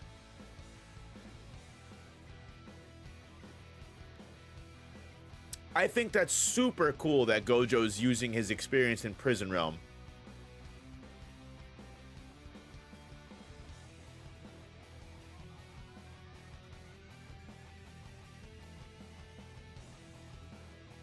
But why change the domain conditions every time? You keep asking that. Why? It takes time for every sorcerer to eventually hit on the precise blend of external and internal conditions, volume and construction speed for barriers, especially domain barriers. Really? Higuruma and Hikari, you guys are different, because your domains come by default with your techniques. Anyway, the conditions aren't something you ordinarily adjust every time. You're special, kin. I love the little details here and there. Even like, I don't care what anybody says. The very fact that you can tell who's talking without being shown here. You notice a lot of manga nowadays, they put like the little face of whoever's talking in the manga text box, which sure, you know, definitely helps. But like, even in the one page, well, my teacher's an idiot. I can't help it. I know that's Maki, without doubt. And I know that's Maki because I understand Maki as a character. I understand Maki's personality. Just reading that text, I'm like, yeah, Maki would say that. You're special, kin. That's obviously Kirara saying that. I don't care what anybody says. Gege is an amazing fucking writer. Gege is one of the best writers of all time. I'll say it. I'll die on that hill. Gege is one of the best modern writers, bro. Gege knows what he's doing. I don't care what anybody says. You know, Gege makes mistakes. We all make mistakes. No one's perfect.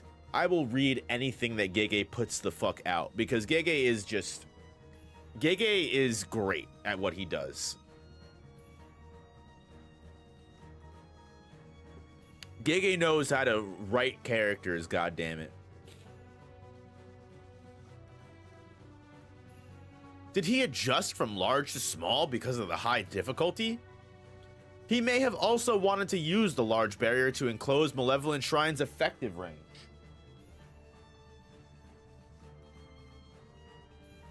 In any case, it appears to be holding. I love the slashes ripping out of the barrier. What was that? Sukuna decreased domain range to raise curse technique output.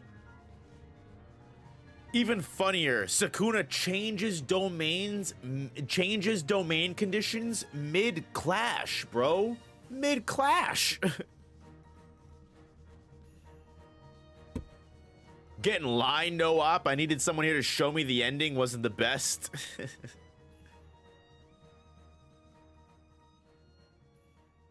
If this barrier breaks, they're in a deadlock.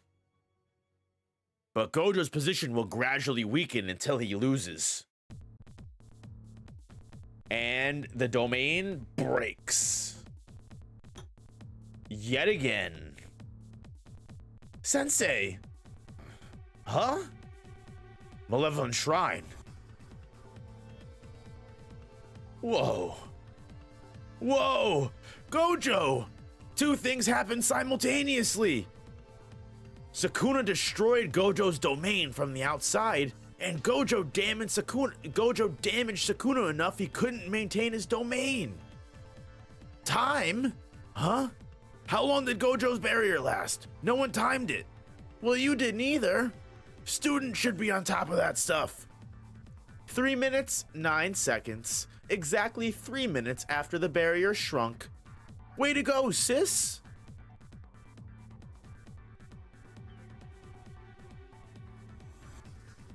Love when Gege does shit for JoJo's. Since their domains are down, neither can use curse techniques for a time. But Gojo can heal a burnt out curse technique with a reverse curse technique. He'll act first. Sukuna can use reverse curse technique too. Well, so can I. But like I said, I can't recover a burnt out curse technique. Yes, but Gojo already showed it to Sukuna. Huh?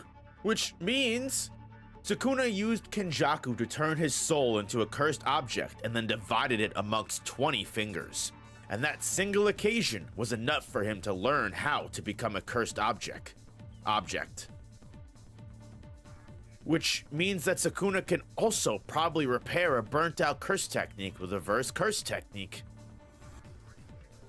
It's so funny to me that we should have done this as a drinking game. How many times can you say curse technique in a row?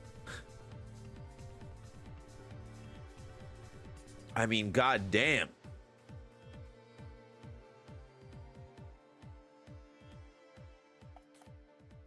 Sukuna learning things after seeing it once is OP as fuck. I'm telling you, learning techniques after only seeing it one time is the make of a genius. It is the Goku method, and anyone that's able to do the Goku method, you know, is a problem.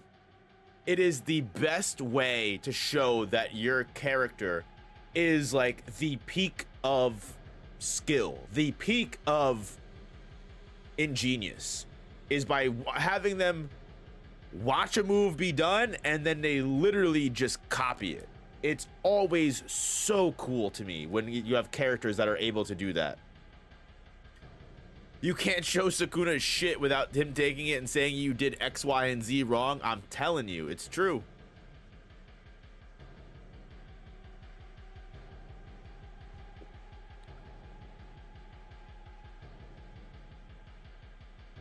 Hikari doesn't take notes on any of this. True Coconut. Coconut, I just remembered.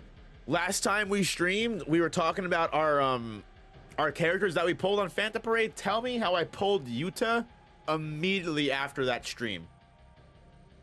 How I was just telling you how I don't have to worry about Yuta. Don't worry, I'm gonna save all my cubes for Blue Ghetto. I pulled Yuta on a 100, a paid 100, just a one single pull. I said, I'm sorry? Crazy how I pulled Yuta.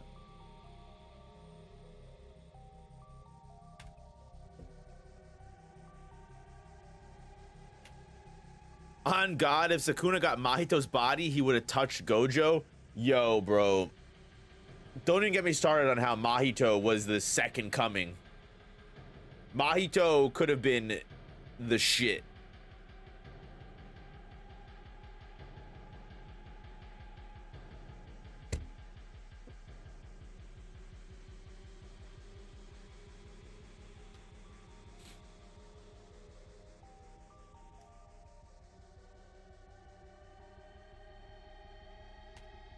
I love when Gojo and Sukuna are throwing hands.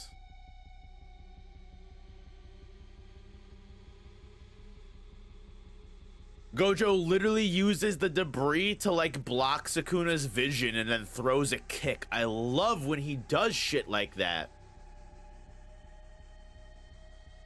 Why? Sukuna's only activating curse technique granted by the domain. And when the domain's internal and external conditions are reversed, thereby decreasing resistance to pressure from the inside, he took a risky move rather than trying to break the barrier from within. While our can't-miss commands offset each other in the domain, Sukuna has no means of attack other than amplification for defeating my limitless technique. That gives me a big advantage.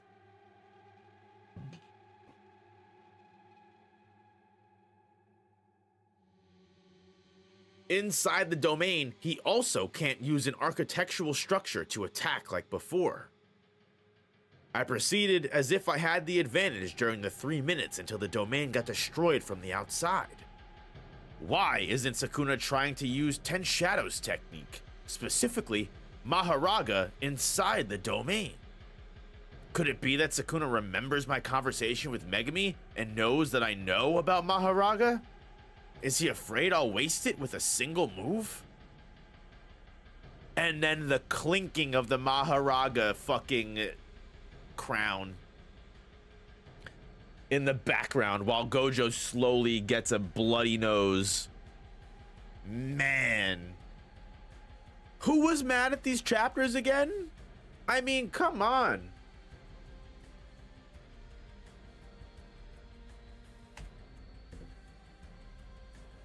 I'm loving it, dude. This fight was peak.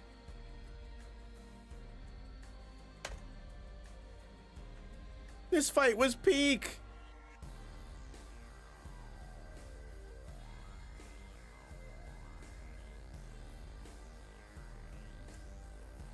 A bloody nose? Domain expansion.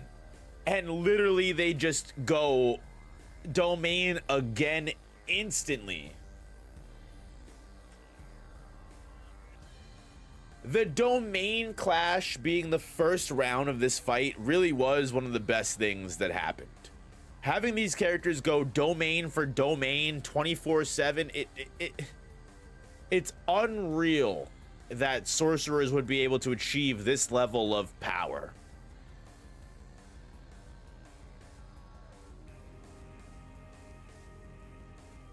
Completely unreal. We about to see Sukuna bleed from his eyes on purpose. The same time again, which means Sukuna can also repair a burnt out curse technique with a reverse curse technique. Could he from the start, or did he learn it? How many times have we said curse technique today? Oh, at least someone in the series is gonna call it out. At least someone is like, hey, we have said curse technique like 100 times at least so far. During the 3 minutes until Sukuna destroys the outer shell of Gojo's domain from the outside, Gojo has to hurt Sukuna enough that Sukuna can't maintain his domain. Don't sound so pessimistic. Gojo can immobilize Sukuna by bathing him in unlimited void for only a few seconds. If he can destroy Malevolent Shrine in 3 minutes or less, Gojo wins.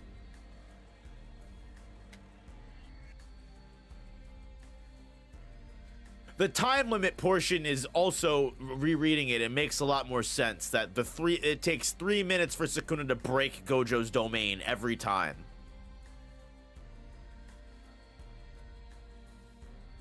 Not using the 10 shadows must give Gojo a bunch of anxiety. Oh, for sure. It's something that's always in the back of Gojo's mind. The very fact that he had that internal monologue about it shows that he's always thinking about it.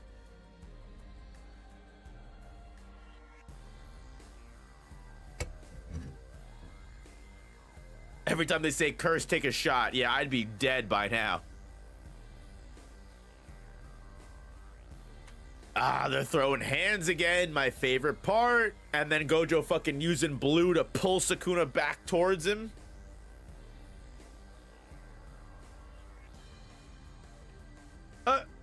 Gojo literally fucking throws a bunch of punches at him. He jumps behind Sukuna, takes blue and whips him back into his domain structure, and then pulls him back out of the domain structure to start throwing punches at him again. Gojo must be insane to throw hands with. On God, right? On God, Gojo must be insane to throw hands with. You can't, you could never hold balance. You'd never be able to literally like maintain any kind of like semblance of where is the ground, where is up, where is down.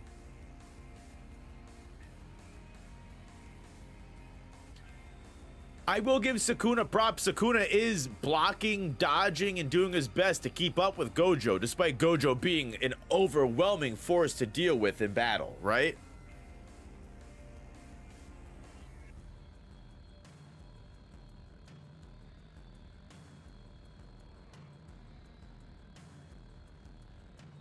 Damn, the Sukuna's face being half burnt off will always be crazy to me here. The same time, again! What a nail biter. Yeah, but this means that Gojo's the stronger fighter inside a domain, right? He can win this. Domain expansion.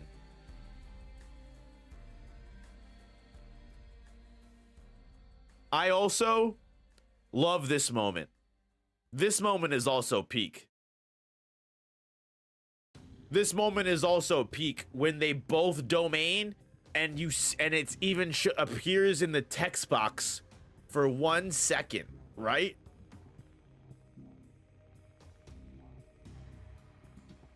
And both Yuta and Kusakabe noticed the time difference. Hey, just now. What happened? Yeah, maybe. Only maybe, but I think Gojo Sensei's domain was slightly faster. Curse technique repair lags depending on the degree of physical healing. The difference was less than 0.01 seconds. But unlimited void hit. Enough for Gojo to fucking stab his hand right through Sukuna's chest.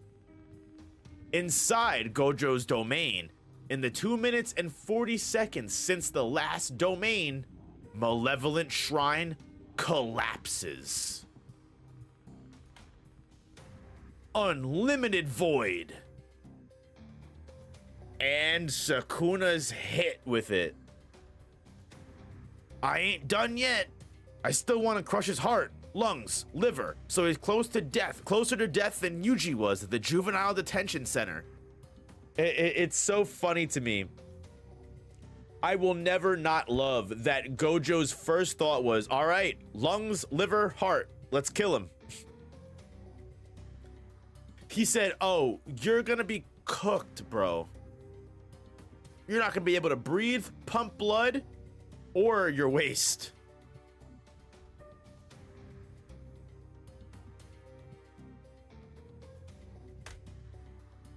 With this treasure, I summon eight-handled sword divergent Sila divine general Mahoraga.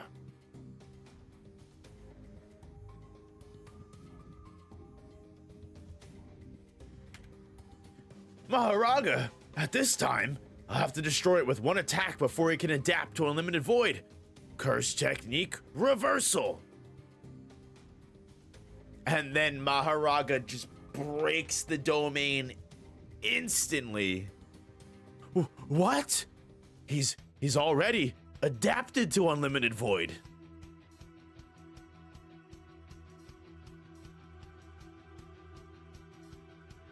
I love that not only was Gojo aware of Mahoraga, he was thinking about it this entire time, and then when it popped out, it was one, when Gojo least expected it, but two, Sukuna used it in a way that he wasn't aware was possible. So, just to be clear, for people that were like, Sukuna required Mahoraga to win, Sukuna was able to use Mahoraga in a way that Gojo wasn't even able to predict. So I definitely would ascribe that as a point towards Sukuna, that he was able to, one, trick Gojo into believing that Mahoraga needed to be out for adaptation to be possible. Gojo wasn't aware whatsoever that Sukuna was able to partially adapt, which is also, it has so much meaning to the Yorozu fight, because it shows Sukuna doing the partial adaptation. This is way better reading all of this in one shot than instead of weekly. I completely agree. All in one shot, all of it kind of comes together as one full picture. And yeah, you see so much more, like, it makes so much more sense. Like, Mahoraga being used in this way, Gojo was literally accounting for Mahoraga the entire fight. Gojo was quite literally waiting for Mahoraga every domain clash. When is Sukuna gonna use Mahoraga? Why hasn't Sukuna used Mahoraga yet? Because Gojo was already prepared for Mahoraga. Saying that Sukuna needed Mahoraga to win and Sukuna was only able to win because of Mahoraga, sure, Mahoraga definitely came in clutch, but Sukuna was only able to use Mahoraga in a way that he was only capable of.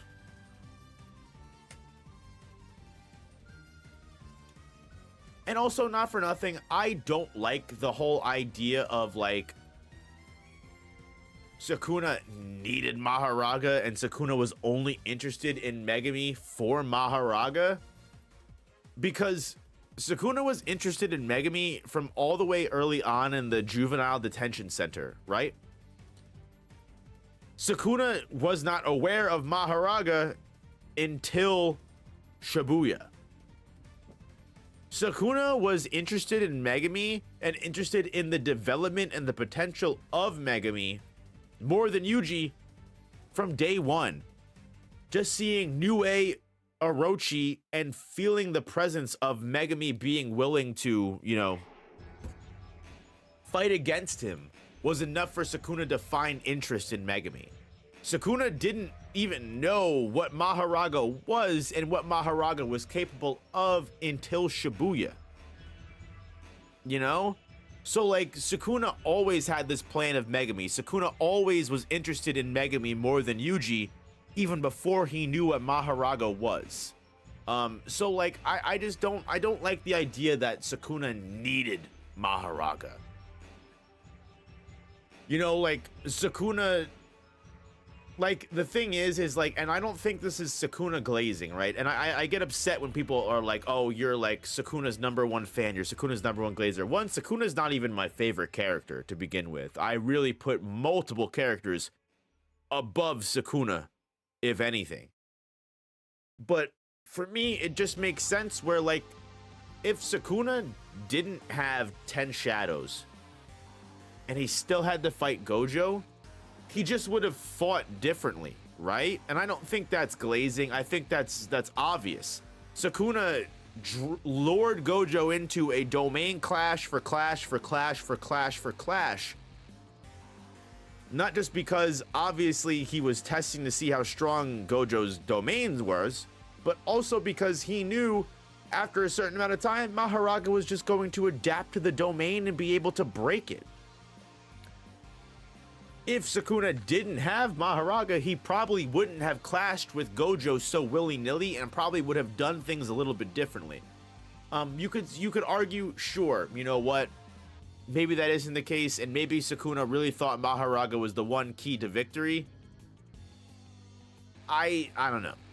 I just don't like that. I think it's a reduction of Sukuna's character. I think the very idea that Sukuna and Gojo are so close in power, I think this fight was always a legitimate coin toss. Just as the cooldown refresh was a coin toss, Gojo vs. Sukuna was always a coin toss. Either character could have won at any point in time. The battle literally could have gone in any direction depending on just how fate and how the universe was feeling that day. These characters were so close in power level that it legitimately was just chance at the end of the day, to a certain extent. To a certain extent.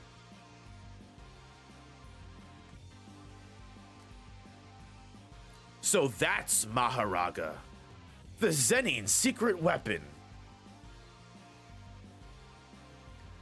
I say Mahoraga was definitely needed to deal with Infinity, but I get what you say. No respect. I mean, the thing is like Sukuna had multiple ways to go past Infinity, right? Like, first of all, domain amplification was always an option. The way that Sukuna is able to swap from domain amp to curse technique so efficiently gives him a pretty decent way of handling Limitless, as well as on top of that, you have one in the domain clash. Limitless is possible to break through, and Mr. Binding Vow Merchant, I fully believe would have been able to, like, if he didn't use the fire arrow because it wasn't a viable option. He had Mahoraga, but if there was no Mahoraga, it's kind of possible that Sukuna would have just put his mind towards binding vowing a fire arrow, you know?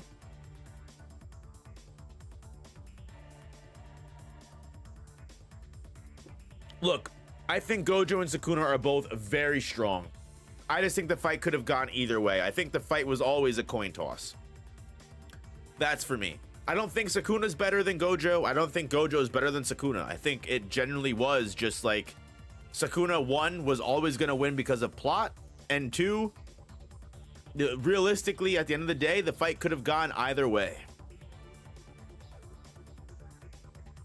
It's a Shikigami that can adapt to various attacks. Has it adapted to a limited void? One of the coldest panels of all fucking time, fucking Sukuna and Mahoraga walking out of the domain. Satoru Gojo knows Mahoraga's moves. In the fight against Yorozu, Sukuna himself bore Mahoraga's adaptation and thereby saw through construction.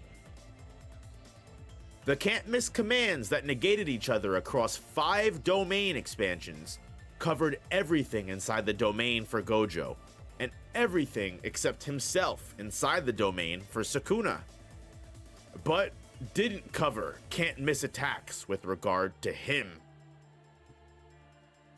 He took the hit from Unlimited Void 5 times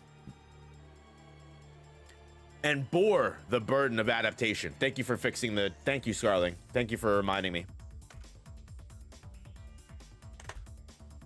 China Doll, what's going on, girl? Hope you're doing well. Happy to see you. You are a little late, but we still got plenty of chapters to go. Happy to see you. Hope you're doing well. Always a pleasure.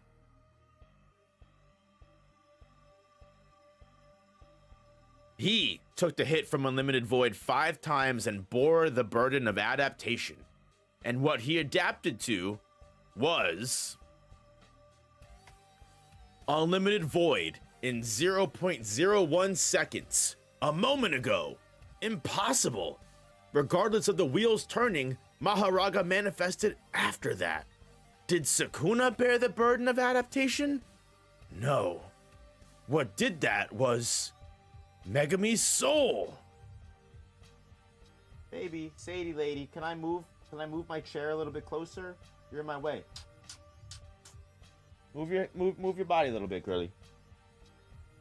Thank you. You can lay back down now. You're good now. Yep, you can lay back down now. Love you.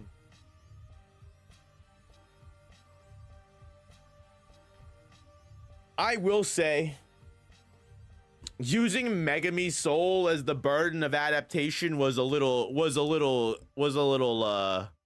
BS. I'll give him that. I'll give everyone that. I think using Megami's soul as the burden of adaptation was bullshit.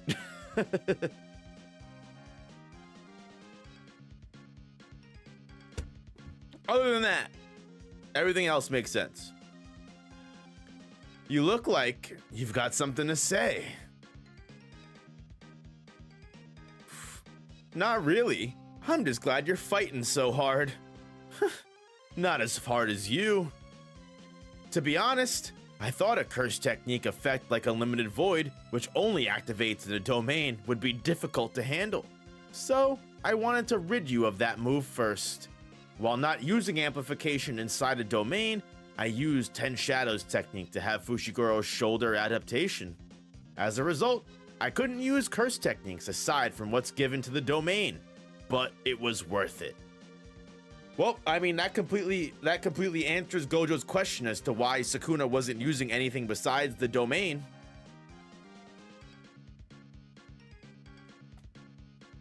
But I bet you only had him show to the process of adaptation, not the results. Sukuna, neither you nor Megami's soul have adapted to Unlimited Void. If I open my domain again, you will have to bring Maharaga out. My next attack will end this. You can't open your domain again. And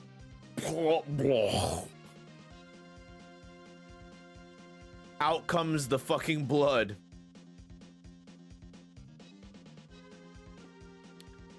Hey, yo, China Doll with the 5 gifted memberships. Thank you so much, girl. Appreciate the love. Thank you so much.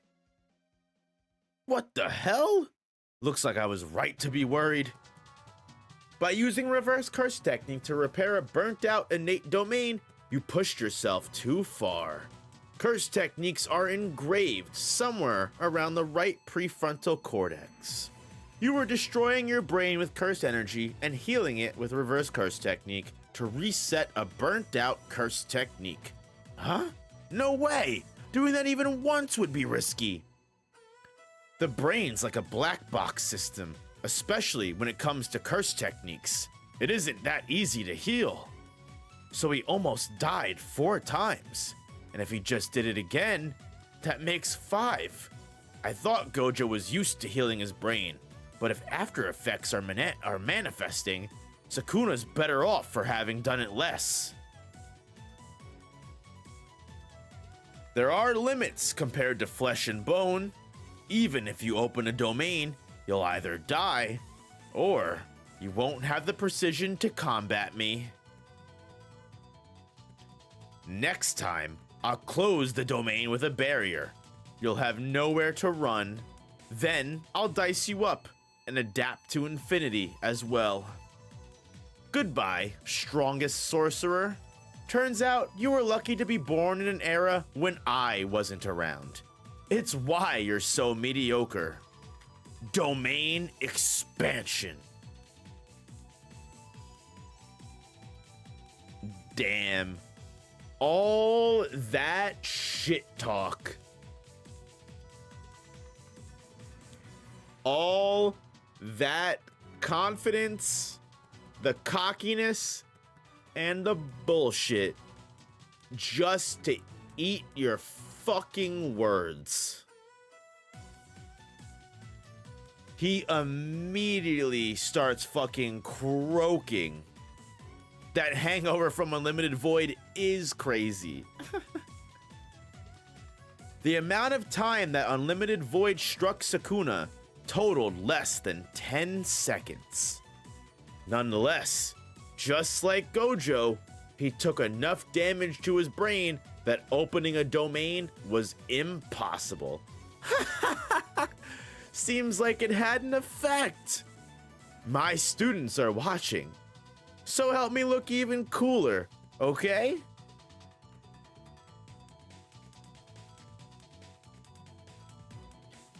And he immediately fucking blues Sukuna right to his fist and punches his ass in the face. Ultimate strength and the solitude it brings. I'm the one who will teach you about love.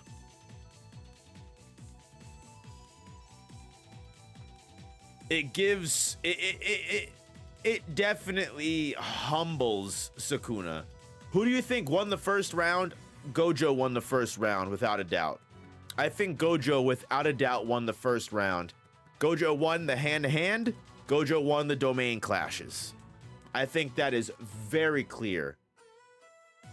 When it comes to pure sorcery battle, technique versus technique, I think this is the round where Sukuna begins to win.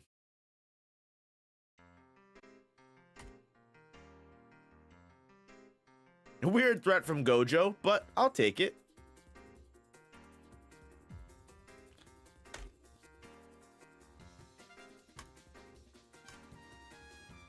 $231, baby.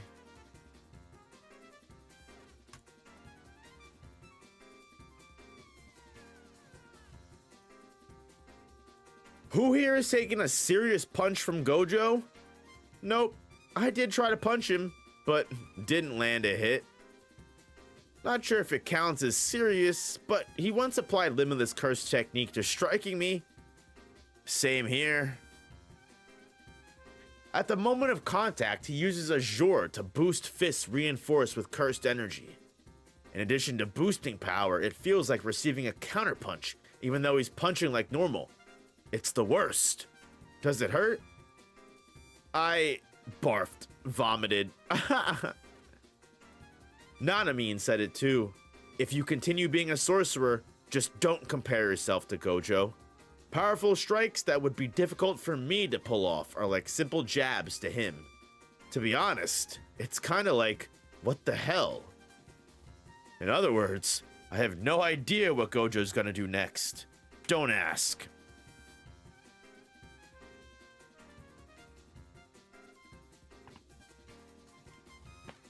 Keep in mind that Jogo took 6 of those back to back.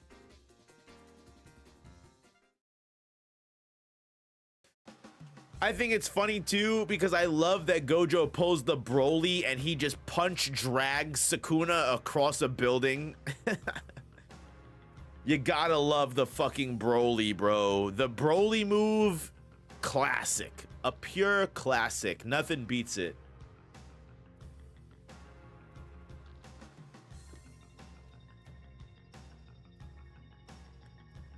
Fucking tosses him off the fist and then immediately uses blue to fucking surround him and crush him with debris. Crushing Sukuna with debris here. Gojo with the crazy roundhouses, always with the drop kicks, throwing down the axe kick right to Sukuna's head.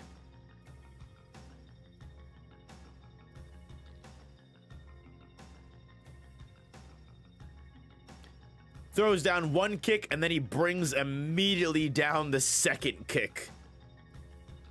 Gojo loves stomping on the fucking ground. Sukuna literally does a somersault mid-air. Literally does the somersault mid-air, and then when he goes to throw his foot around, he realizes that he's just after imaged by Gojo. Yeah, the Killua fucking... the Killua move.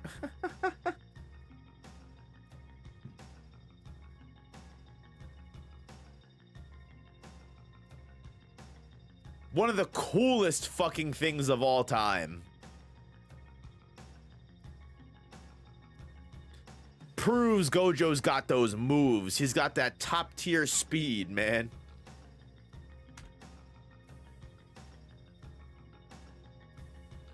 Sukuna catches it though. The after images were fake.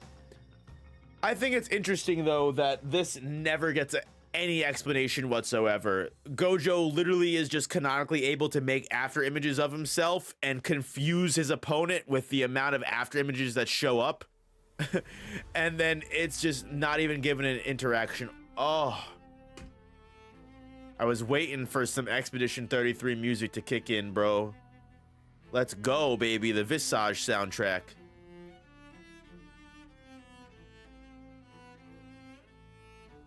It's gonna throws that shit, tosses him. Oh, the red light, green light. I also think that's one of the coolest random inclusions that Gege ever fucking brought. The fact that he has fucking Gojo get put on the red light, green light, and then as soon as the green goes, they both jump at each other. Peak choreography. I'm sorry. Peak choreography. Furu's incantation of the 10 sacred treasures manifests Maharaga in a perfectly harmonious cycle. After an attack hits Maharaga, the wheel turns and he adapts. The wheel's turning. Has he adapted? When he touches me with amplification, Maharaga's wheel blackens. That must mean interrupted adaptation. Maybe he can't use a domain, but he can amplify because his damaged brain was focused on the part pertaining to barriers. He doesn't want me to adapt, so he isn't using any curse techniques other than lapse. I guess that makes sense. Green, boop, and they immediately just start throwing fucking hands at each other instantly. Sukuna just fucking grabs the fucking light and throws it at him. It's funny too because Gojo uses blue here to bring the fucking light post on top of Sukuna, and Sukuna catches it and then throws it at Gojo. Talk about fucking just being tapped in to the fucking fight, bro. Being tapped into what's going on. I mean, come on. He isn't bringing out Maharaga. That means he finished adapting to Unlimited Void on the 5th time. So does Gojo's Limitless give rise to a technique that requires the wheel to turn multiple times? It's possible. At this point, doing the impossible is normal for those two. Have you noticed? It's 4 times total, right? Only 3 left. That's the number of times the wheel turns until Maharaga adapts to my inviolability. Again, here we are, both Gojo and Sukuna fucking walking around Shinjuku like they're best fucking friends.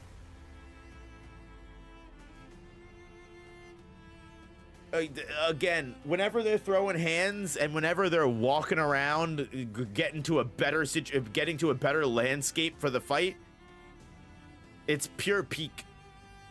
Like, they're just aura farming at this point. They gotta farm a little bit of aura before they start re-engaging. 3 times left. A countdown, huh? Until you lose that smirk. Well, we both tend to smirk. And I don't need that much time to kill you.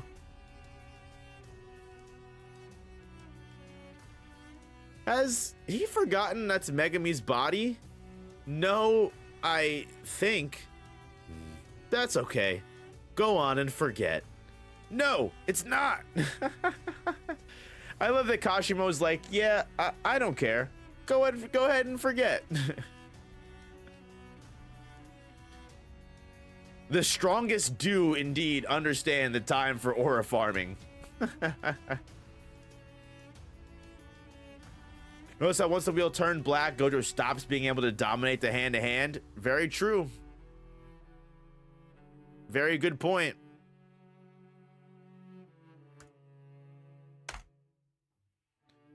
All right, chapter 232. Give me a moment, guys. I'm gonna go ahead. I gotta take a mean piss. I'll be right back.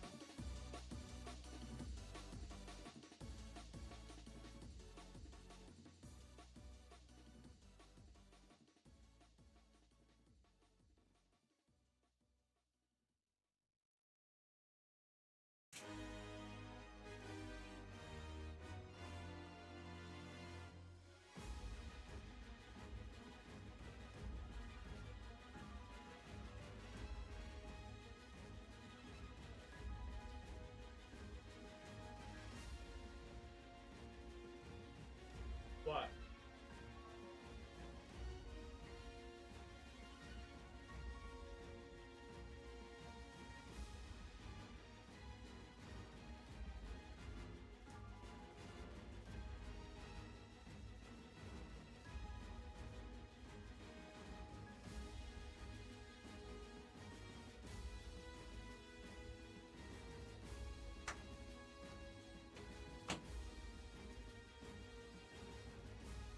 All right, we're back.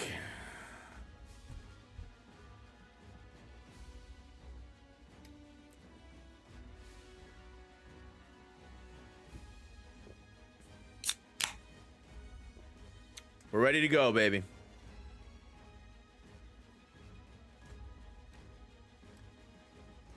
They in aura debt. You know who's in aura debt? Me. I'm in aura fucking debt right now. Ugh. Gross. I bought a variety pack. And the worst part about a variety pack is when you get fucking down to the worst fucking beers of the fucking variety pack. Tropical IPA. Disgusting. Fucking disgusting. Were you counting the amount of time it took me? To be fair, it wasn't all a piss. I also brought my dog to my girlfriend's room.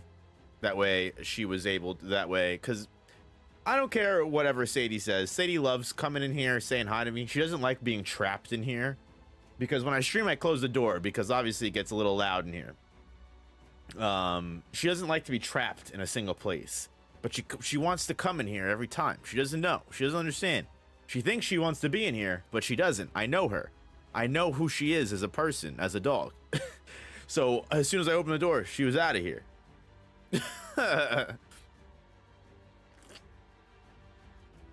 So I was bringing her to my girlfriend's room. She's gonna go to sleep, saying goodnight to her. Yeah, it's almost 11 o'clock p.m. We're going to sleep. But anyway, not us. We out here reading manga. Meme farmed lifelong money with this fight. So true, bro. Her Twitch donations were going off the hook for this fight. I guarantee you.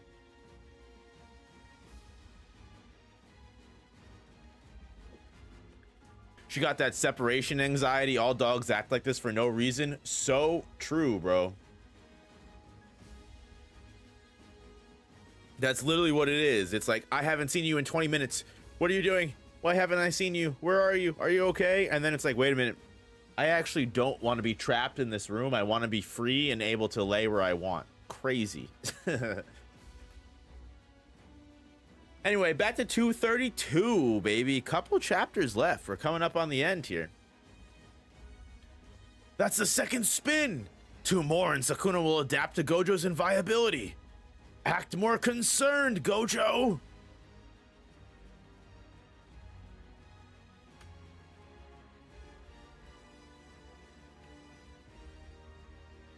Gojo deadass breaking the pillars of the bridge with his blue and then fucking summoning multiple orbs of blue and having everything close in on him.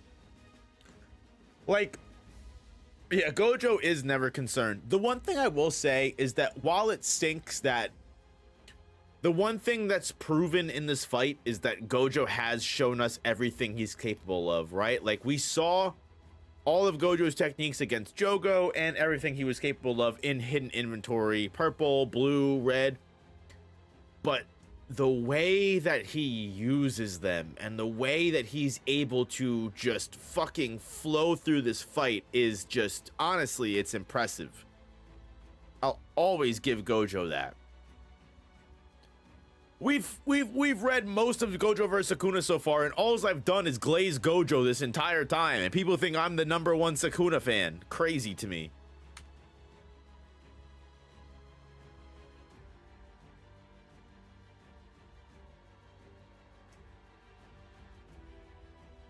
Gojo is just impressive throughout his entire fight. The way he fucking is seemingly in control the entire time, and Sukuna is really just responding to what Gojo does.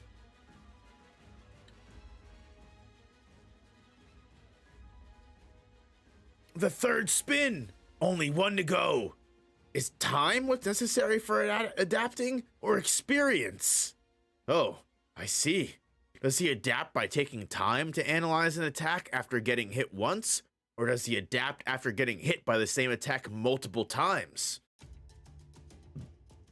That means the reason Gojo isn't using cursed techniques besides lapse is... yeah, which is it? All we can say is that both are possible.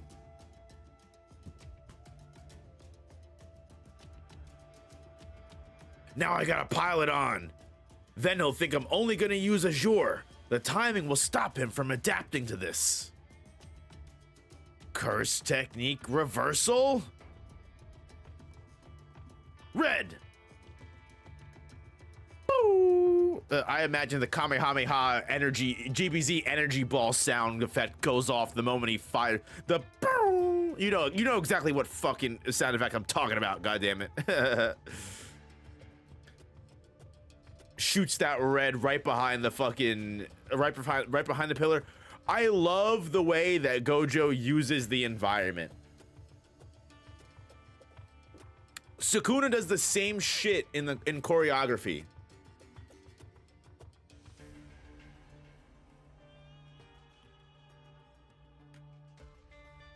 Tick. He used amplification to minimize the damage. Even if he amplifies to negate a low output and neutral limitless technique, he can't fully negate Azure and reverse red. Did Sukuna outmaneuver him? Sukuna's gonna adapt. You're sloppy. Are you panicking because I saw through you? Actually, red hasn't exploded yet. Huh? Boom. This is exactly what I was just talking about, honestly.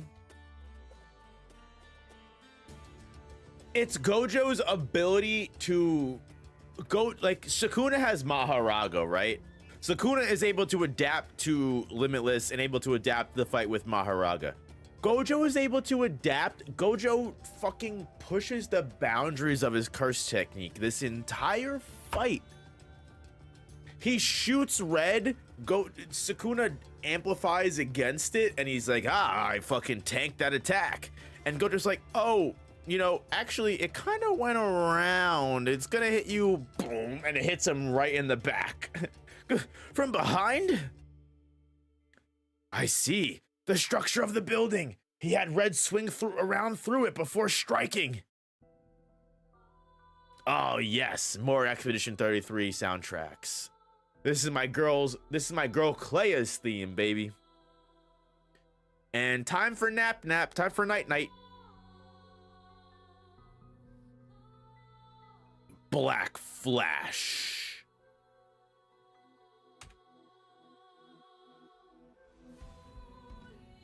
The fucking Black Flash hit is crazy, yo. The amount of fucking memes that came from this chapter. The sleepy Sukuna, the Sukuna with the fucking, the nap night hat. Bro, like, it is actually unreal. Gojo landing a Black Flash in this specific moment. That's how you know Gojo was feeling that shit. Why didn't Sukuna notice the curse energy from red? I just don't think he was paying attention. Sukuna, it's the same thing as like when Gege mentioning that Gojo got caught off guard by World Cutting Slash. This is literally the exact same thing. Sukuna uses domain amplification to tank the blow of red and goes, huh, all right, I tanked the ability. Red is gone. And then Gojo's like, oh, well, actually, the attack's still coming around.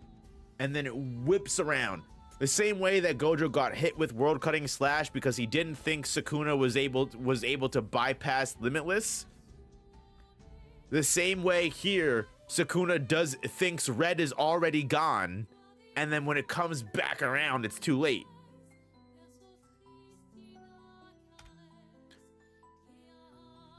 Black Flash shows Gojo using a Wing Chun posture. He literally uses martial arts for his first Black Flash. You gotta love that. It's a showstopper.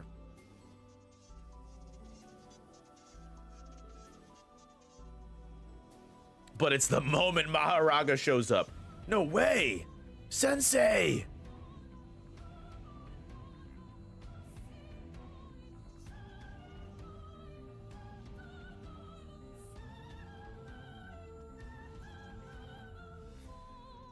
It's like being in a basketball game and getting hit by a screen. You don't see it coming, even though you should. Yeah, literally. It's like your attention is focused elsewhere for that specific moment.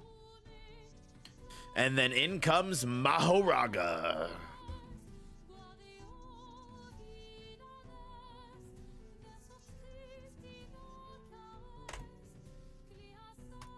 Four chapters left to this fight. Which is crazy because it feels like this fight still has so much more to go. Maybe this fight does feel like it ends too early.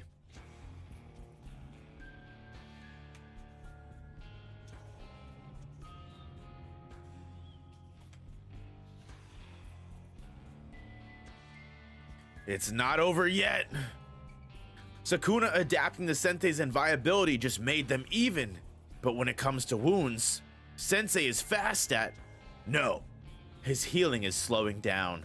Being able to fire red doesn't mean he can't use reverse curse technique, but his output is plummeting. Sorry, that's also true for Sukuna, whose brain has suffered damage. Shoko has been smoking packs. this entire fight. Shoko has burned through 2 packs of cigarettes. I'm telling you, bro. Shoko has been burning through her bogues. Even though the opponent was the King of Curses, said to be the strongest in history, a thought nobody considered possible began to spread. Satoru Gojo could lose. Excuse me. Gojo himself was aware of that prospect. When was the last time? The last time he ever felt like he could lose a fight. The last time he ever felt like he might die.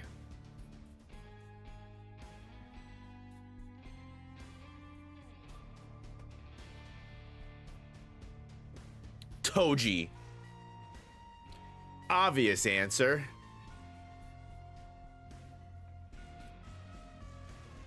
Yet, along with the signs of defeat, came an undeniable feeling of satisfaction. Being the strongest sorcerer came with a sense of isolation. So the source of his present sense of fulfillment was the fact that he finally had a challenge. Definitely take that into consideration here, right? The last time Gojo ever felt like he could lose a fight was Toji. For 10 years, Gojo was undefeatable, had never went through a single battle where he felt like he could act, where his life was at stake. Until right now. And just that thought alone is enough to inspire the man to black flashes, which is a beautiful thing. A beautiful thing. I love that. I love that Gojo is like, when was the last time I felt this? Oh, yeah, that's obvious. The only other time I've ever been close to death. Also, one of my favorite panels here is Gojo two-piecing Maharaga here. When he's fucking two-piecing and he's fucking Kamehameha martial arting Maharaga here. So fire to me when Gojo does this. So cool to me. Phase, Paramita, Pillar of Light. That cursed chant. He's trying to recover lost output. Curse technique reversal.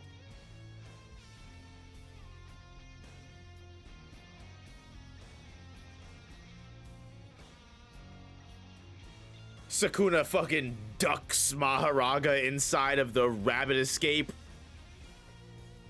Honestly, it's about time for I wish we got to see Sukuna use more of the 10 shadows in the Gojo vs Sukuna fight.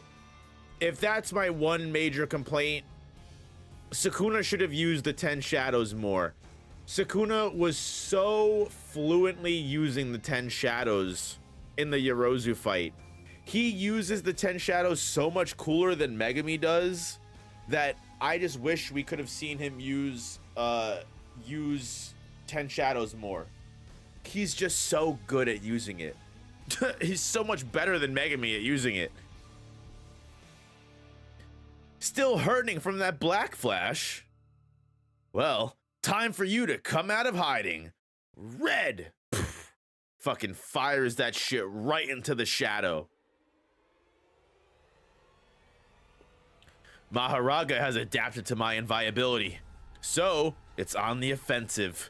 Sukuna doesn't want me to destroy it, so he's on the defensive. And he's trying to make an opening so Maharaga can attack.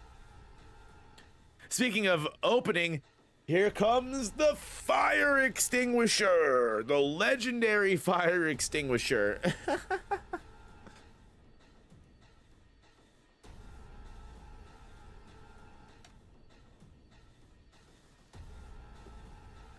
I wanted to see Sukuna using lightning punches from New Age just like he uses Max Elephant piercing water. Honestly, That's a good point. It's a good point, Just Ruse. I love how like the fire extinguisher explodes. Gojo looks up and Maharaga's like on the ceiling, like, haha, motherfucker, I'm gonna fuck you up. And then at the same time, Sukuna's like, piercing blood. Honestly, cool shit.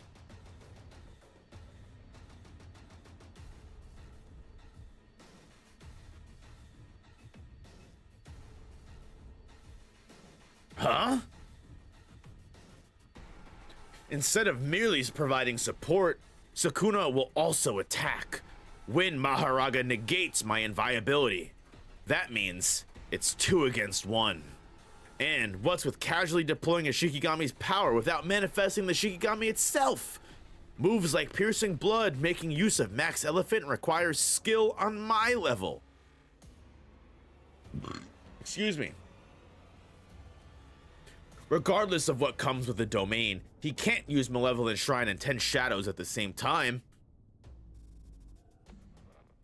He may have been able to simultaneously draw on a Shikigami besides Maharaga because he's adapted to my inviolability and has enough resources left over for a curse technique. That means adapting to Reverse Wed will take time compared to the curse technique lapse. That's better for me than Maharaga restricting my moves. Don't get the wrong idea. This isn't 2 against 1. Nue. Totality. Merged Beast Agito.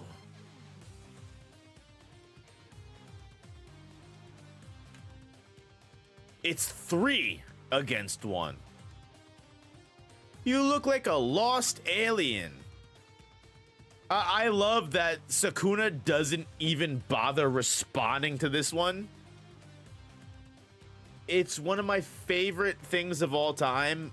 If you've ever, I mean, obviously most people know about this, but like the whole, not everything needs a reaction. Like Sukuna is embodying that. Like Gojo's throwing an insult here, like you look like a lost alien. I don't get that reference. I mean, he's just basically referring, like, he's basically saying, hey, you look like E.T. You look like an alien that's being guided by 2, you know, FBI fucking agents. Like, you've got 2 giant fucking Shikigami carrying you along. He's just talking, Gojo's literally just talking shit. He honestly, it's not even really like a full-on reference. Gojo's literally, honestly, it's more Gojo just talking shit than anything. Agito does not have Divine Dog, I'm pretty sure.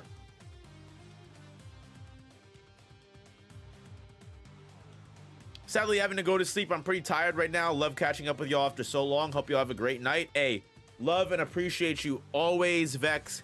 Happy to have you come by and hang out. I'll see you in the next stream when you got the time. I hope you're enjoying your time in the military.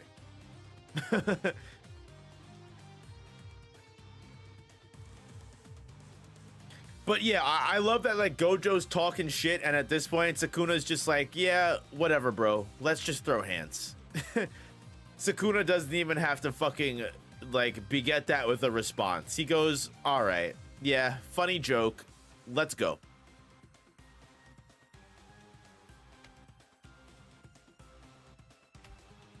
Instantly, Agito and Maharaga are throwing hands, and fucking Sukuna's fucking diving into the shadows using Max Elephant piercing blood.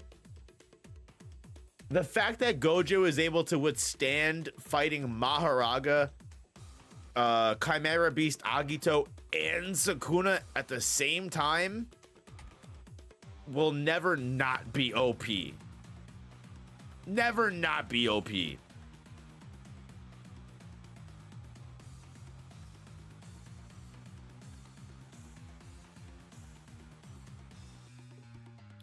Also, Gojo gets caught between Agito and Maharaga here throwing hands, and he literally slips between them, gets them both in like a collateral's position, and then boom, fires a red right at both Maharaga and Agito.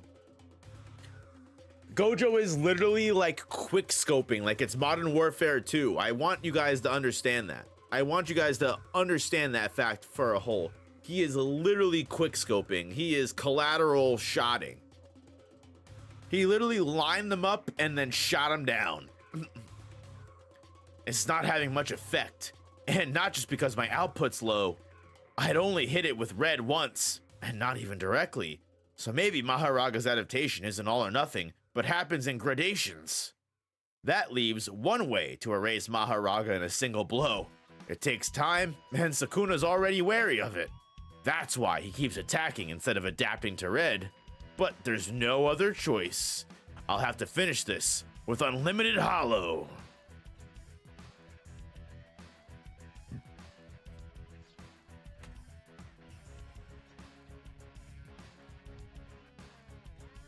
We're coming close to the end, guys. Coming very close to the end.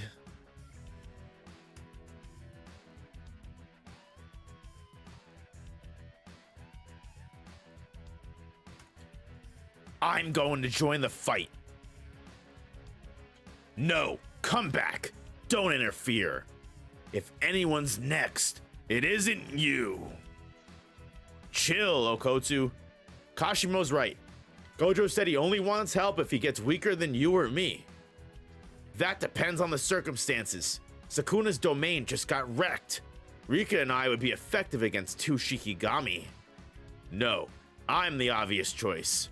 Oh, come on. Don't forget your role. If you die, we lose all our insurance. If we beat Sukuna now, that insurance won't be necessary. So we should take a chance. Okotsu, do it. You have to. Wait. You don't understand anything. Give me a break, guys. Listen, they each need something different for victory. Gojo just needs to beat Sukuna, because the rest of us can probably handle Kenjaku. But even if Sukuna beats Gojo, he still has to immediately fight us. He must be holding back a killer move, and if we go out, he might unleash it.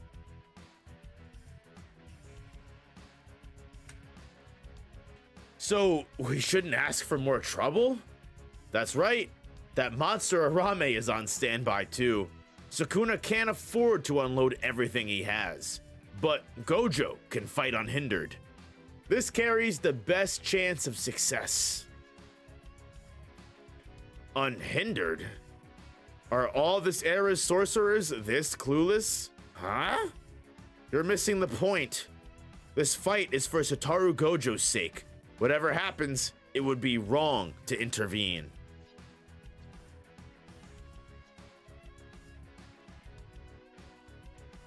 Again, I love Gojo fucking throwing hands with both Agito and Maharaga. He rips off Orochi's snake tail here for Agito. Crazy.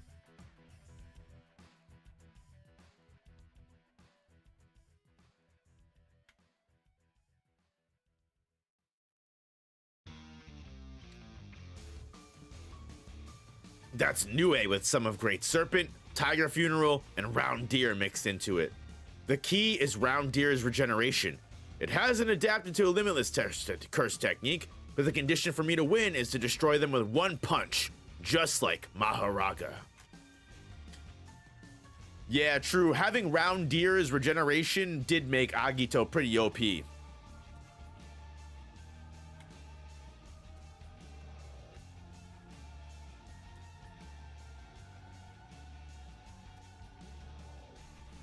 Fucking Maharaga whipping up a bunch of rocks and then fucking trying to slash Gojo when he's distracted by the rocks.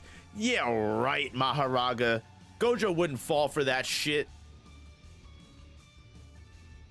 Gojo literally fucking just roundhouses Maharaga like it's nothing. Gojo's fighting all three entities. Gojo really was the MVP of this fight. Gojo really was OP this whole fight. Gojo was handling all of this like it was nothing, just having fun the entire time. Punches Agito aside. You're repeating yourself. I can't let Sukuna heal. I need to prioritize destroying Agito. This is fine for now, as long as I don't let him use purple. When purple really cuts loose, its output is over 120% with some kind of binding vow. However, I got away with just losing 2 reinforced hands when taking a direct hit at just under 4 kilometers. Neither of us is at full strength. If he lands a hit with purple at this distance, at even just 100%, it'd be fatal. Maharaga, how long are you gonna make me wait? This isn't what I want to see. Forget Megami Fushiguro. You are my shadow now. Show me what you've got. Am I the only one that in this moment? Am I the only one in this moment that hears the Rick and Morty get swifty? Show me what you've got. You need to show me what you've got.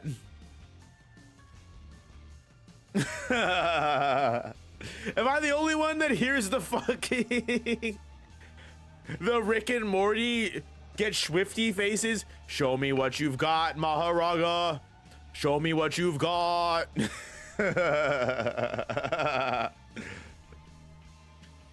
China Doll, thank you for the 5 gifted memberships, coming in strong still. Thank you so much, girl. Thank you so much for the support always. I genuinely always appreciate it. Thank you, seriously. As Scarling saying you haven't watched Rick and Morty, I highly recommend you watch Rick and Morty. Rick and Morty is a fun show. It gets a little bad towards the end of the seasons because the main creators all stepped away, but still, the first like 2-3 seasons are like peak comedy gold. I'll tell you that. Peak comedy gold. Get Swifty is one of the funniest things of all time. And as soon as you watch that episode, you'll know exactly what I mean with the giant heads, the show me what you've got. The Hisoka panel, bro. I love the Hunter x Hunter references in this goddamn manga. The Hisoka fucking getting his arm chopped off reference is crazy. Very good. Maharaga with a slashing attack? He threw the slash? Just like Sukuna. Uh-oh. Gojo's healing power is low. And in come Maharaga and Agito to close up the fucking distance. Sukuna jumps his ass in. Now you want to show yourself, huh, Sukuna? Kicks Gojo right into Agito.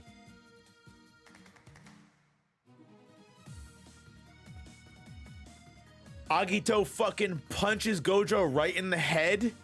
And one of the funniest things to me is that Gojo shrugs it off like it's nothing. And Gojo fucking smells the weakness. Gojo smells the weakness on Agito. He goes, you haven't been able to keep up like the others.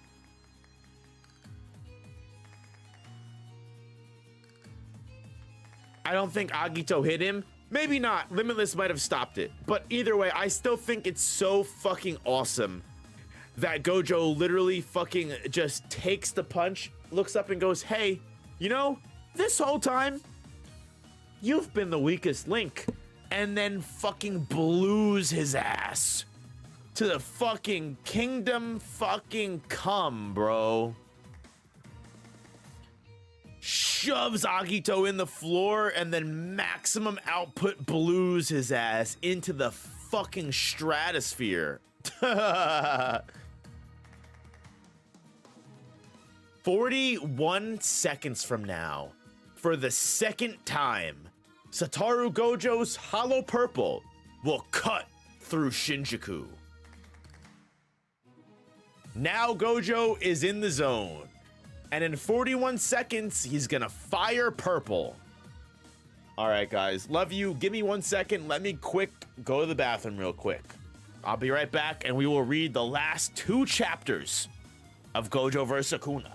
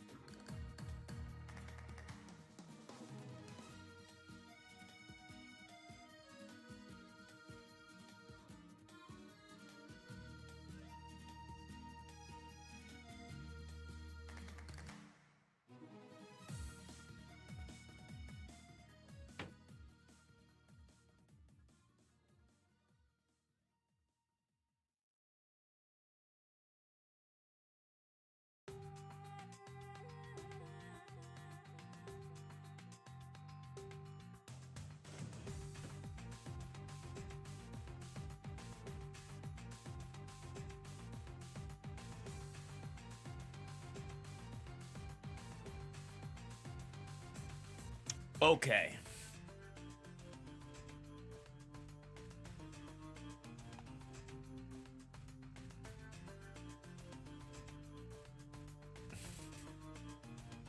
That was a quicker one. If you were timing it, that one was much quicker. Because I didn't lollygag after the piss.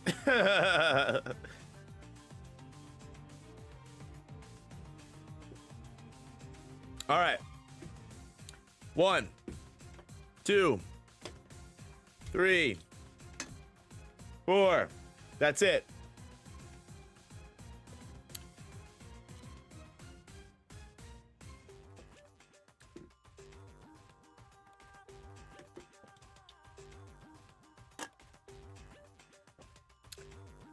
All gone. I'm not getting another one. 4 beers. That's all we're doing. Friday night. I'm almost 29 years old. God damn it. I don't need to impress anyone. It's the amount of beers we're hitting. Let's finish this shit.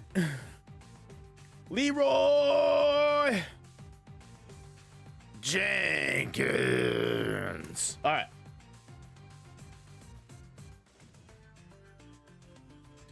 A second Black Flash. And Satoru Gojo's voltage ramps up. Meanwhile, the King of Curses, Sukuna Ryomen, is uneasy for the first time in a millennium. My man fucking clocks Maharaga on the side, throws that Black Flash out. Wish I had another 1 beer and I'm cooked. I feel that, bro. I'm old as hell. Trust me. I'm gonna feel this in the morning. He fucking... I love that he fucking throws his arm around Sukuna's arm and then takes him and whips him into Maharaga and then throws another Black Flash punch directly into Sukuna's chest. And if it wasn't for Maharaga blocking the Black Flash, he would have fucking knocked Sukuna out again, bro. Literally would have knocked his ass out again. He punches him into the building and then immediately starts fucking aura farming. He says, face, Paramita, pillar of light. Boom, and fucking fires that red. Oh, super fucking cool as hell, dude. Listen, I know I'm known as I'm known as a Sukuna glazer, but I'm telling you, bro, Gojo had the most aura this whole fight. Gojo had the most aura this whole fight, without a doubt. That's I kind of already knew that, but this is confirmed rereading this fight. Dead ass, Gojo had the most aura this whole fight. Gojo was the coolest person this whole fight.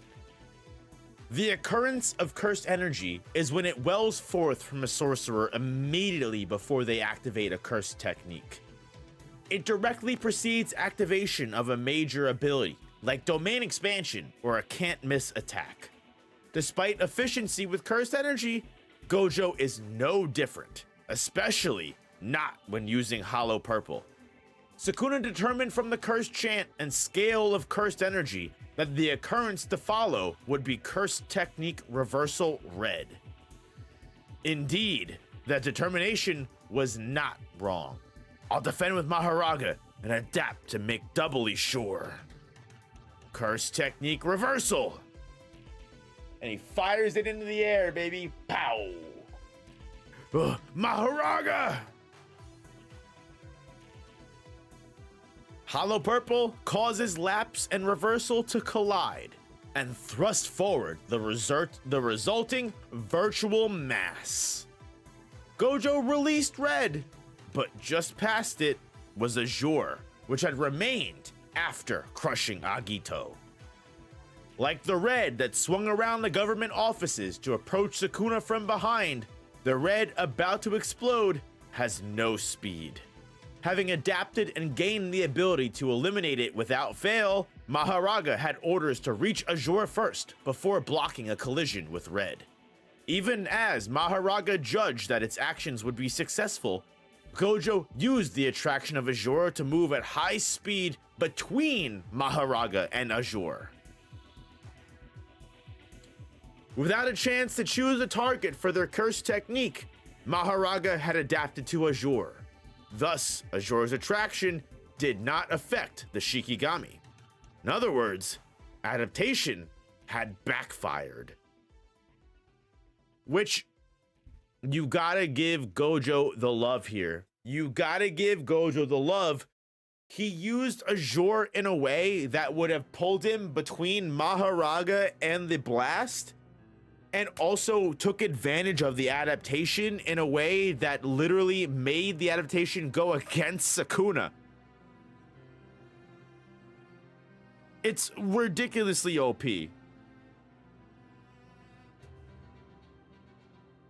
Punches the shit out of Maharaga. Immediately before the collision with Azure, Sukuna uses Piercing Blood to trigger Red and cause it to explode.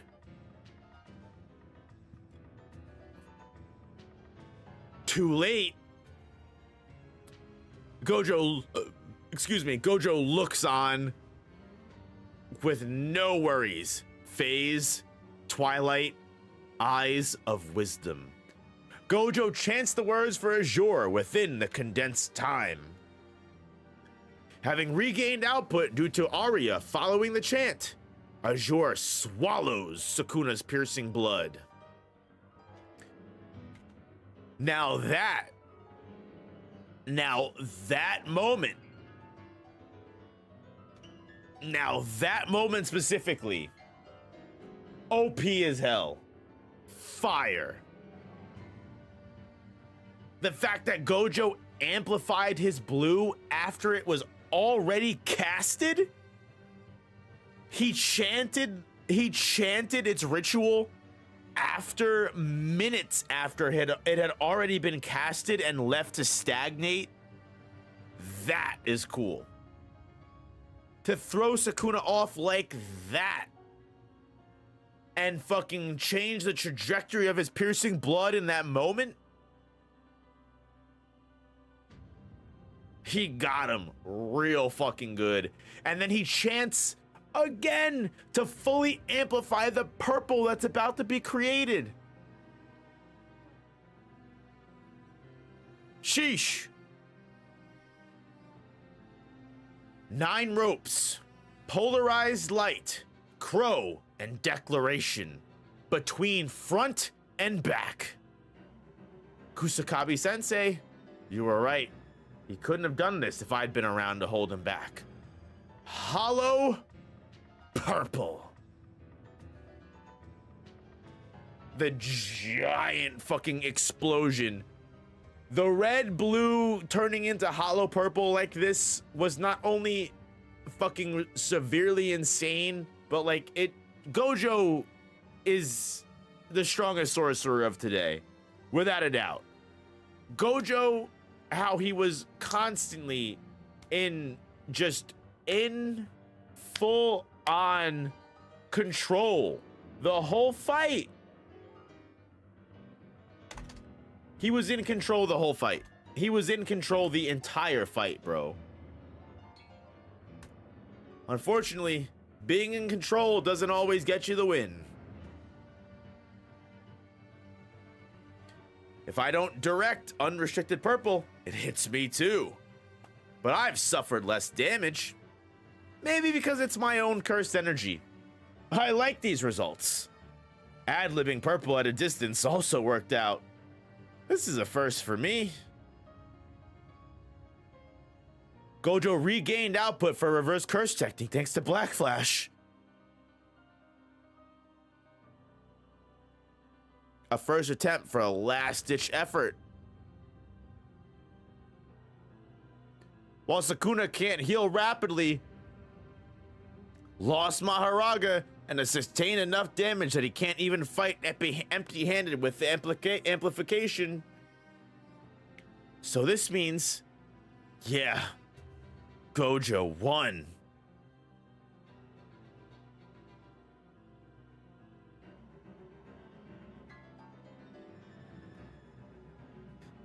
and the legendary 236.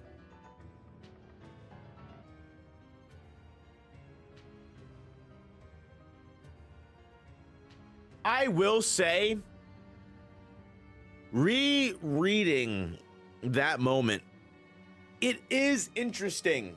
It is very interesting how they mentioned how Gojo's Black Flash had only resulted in a return of his curse technique, or his reverse curse technique. Because a lot of people, especially after this Gege comment has come out, have mentioned that Gojo could just domain and win the fight after this. That's why Gojo wins. Gojo's back to 110%. He can domain, he can do everything. But I think it's important to remember that not only is it shown to us that Sukuna, after hitting 2 Black Flashes, only regains reverse curse technique and doesn't regain domain until he hits like 4 to 5 Black Flashes, right? It's completely possible to imagine that Gojo quite literally had only regained reverse curse technique after the second after this Black Flash that he hit. Wait, what? Who said that? Antonio? If you were to see the comments that I get on my YouTube shorts, you would quite literally go crazy. If so, anyone that was in Discord recently,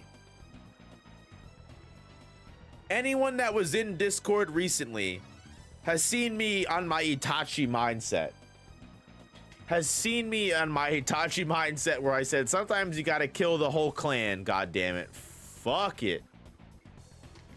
Because honestly, sometimes some of the comments that I see on YouTube Shorts blow my mind.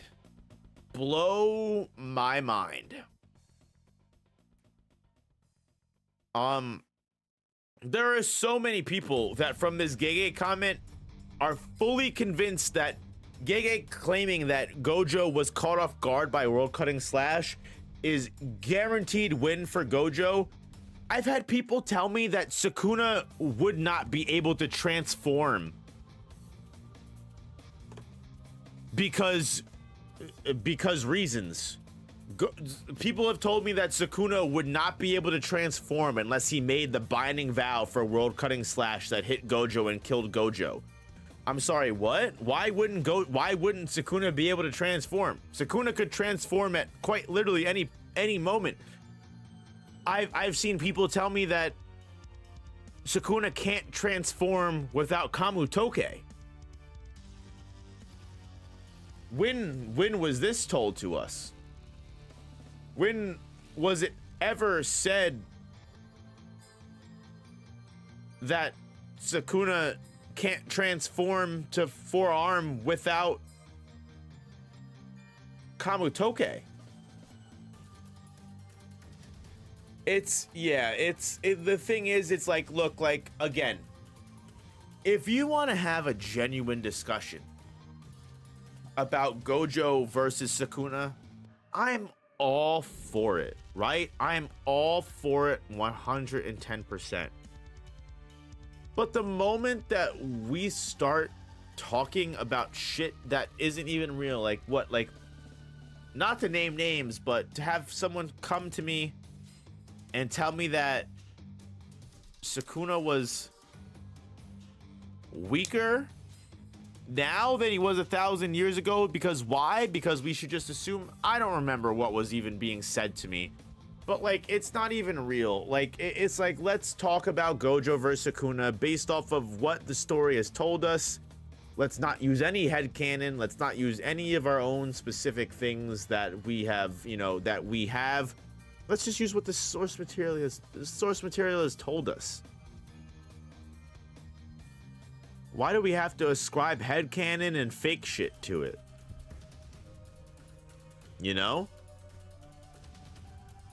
Sukuna won. It should be that simple.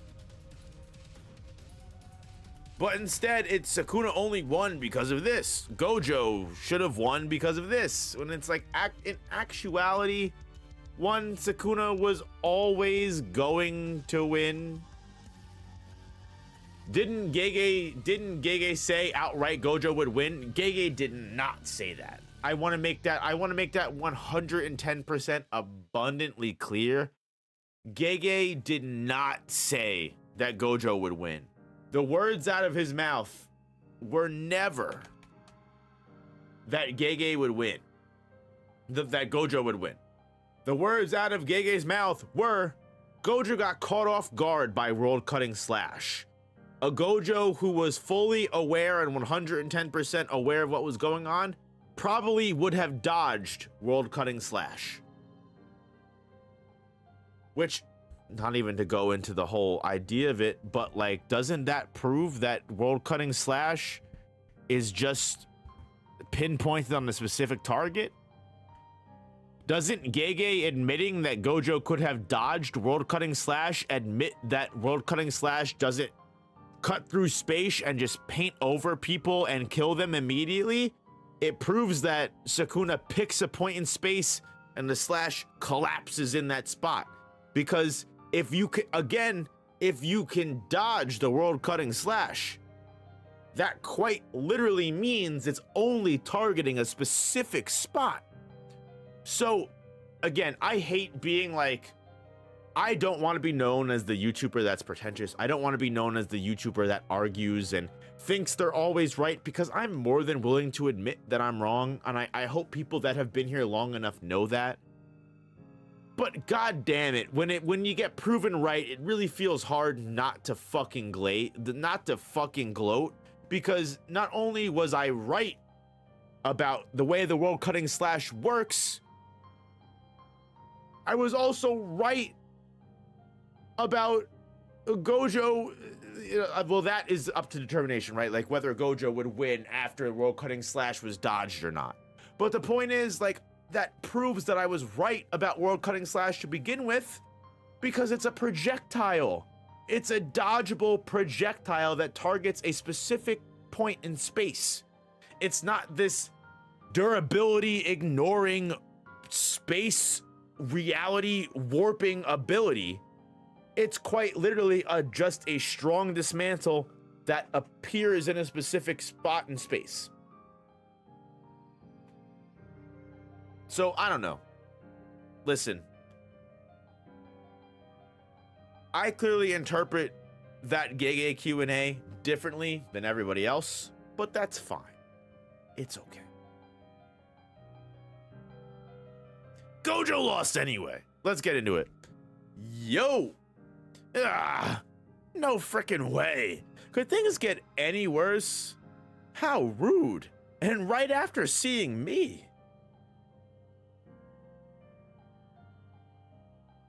I told one of my students, didn't I? That's when it's your time. You die alone. Please tell me this is just my imagination. Does it matter either way? It does. And then there's the matter of his father. Oh well, I already asked Shoko to handle that. So, how was the King of Curses? Man, he was crazy strong. Plus, Sukuna didn't even go all out. I'm not sure if I could have beaten him even if he didn't have Megumi's 10 shadows. Whoa, he's so strong he made you admit that? I do feel a bit sorry for him though. I can empathize with the magnitude of his sheer solitude more than anyone else. I love everyone and don't feel lonely now, but somewhere along the way, there was a line I drew. Not as a human, but as a living being. You can make a flower bloom. You can make a flower bloom.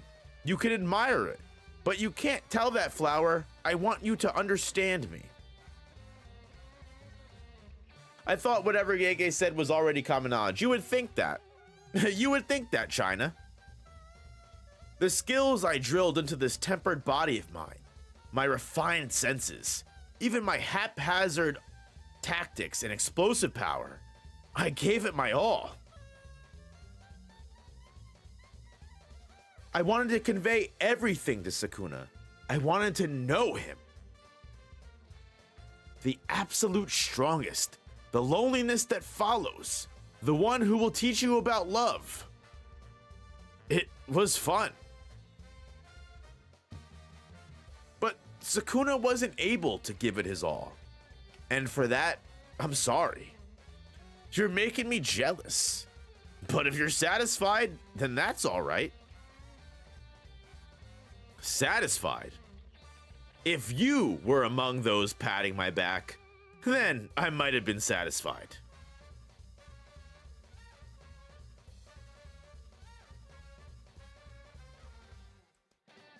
Hearing it now, it doesn't sound like Gojo's glazing Sukuna like many claim.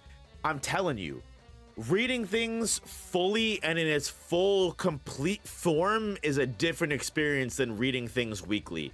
It just always will be. That's what happens when you read the content in bits and pieces from biased people in short form content. It's true. It's true.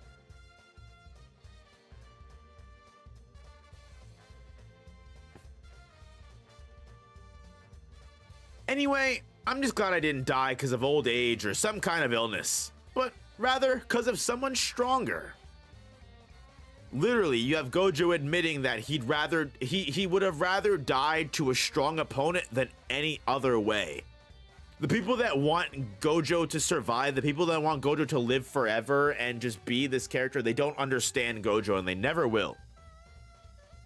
They'll never understand Gojo. Gojo was happy to die. Gojo was happy to leave it all to his students. The very fact that Gojo came back to a team of people, a team of sorcerers that was able to pick up the slack for him, let Gojo die in peace.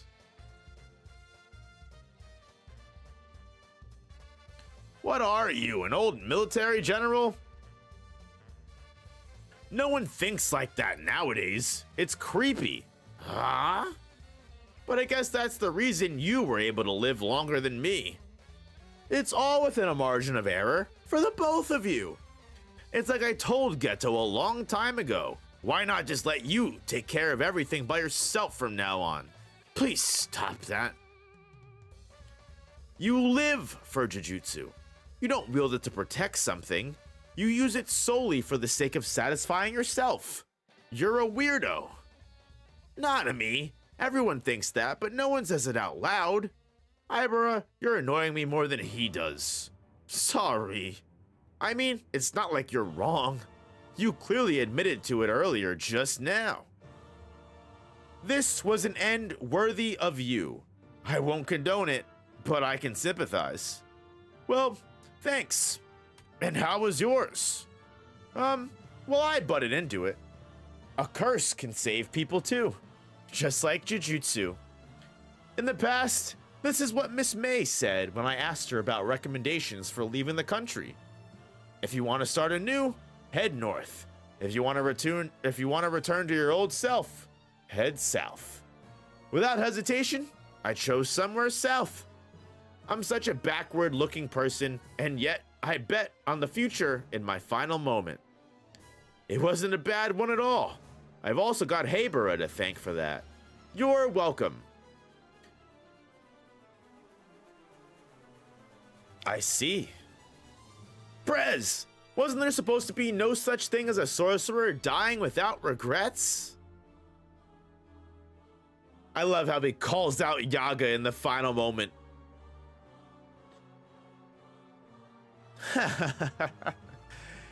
Even fucking Riko, the maid, and Toji are here for Toji's send-off. I pray that this isn't all just my imagination.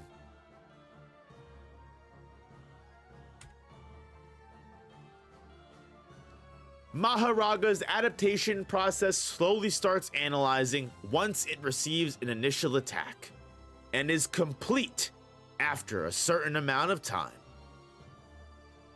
During that process, if it receives additional attacks, the completion time is sped up. Not only does it ensure adaptation of the first Jujutsu, but the analysis doesn't stop and the adaptation continues. What I desired from Maharaga was a model. A model in order for me to breach through your inviolability. The first time Maharaga adapted to your inviolability, it transmuted its own cursed energy in order to neutralize and nullify. That was something I could not do, so I waited.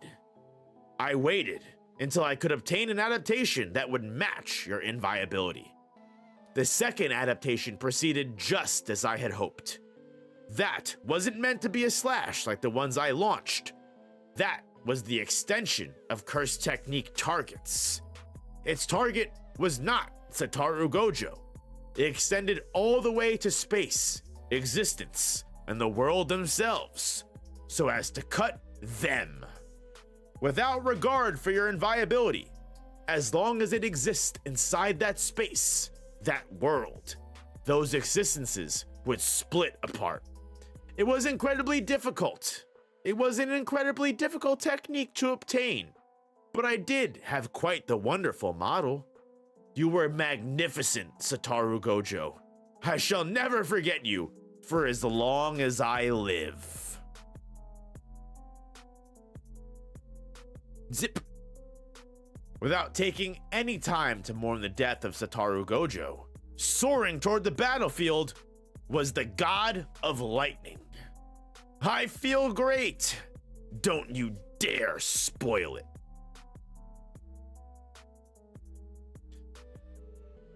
And that's it, guys. That is the tale of Gojo Satoru.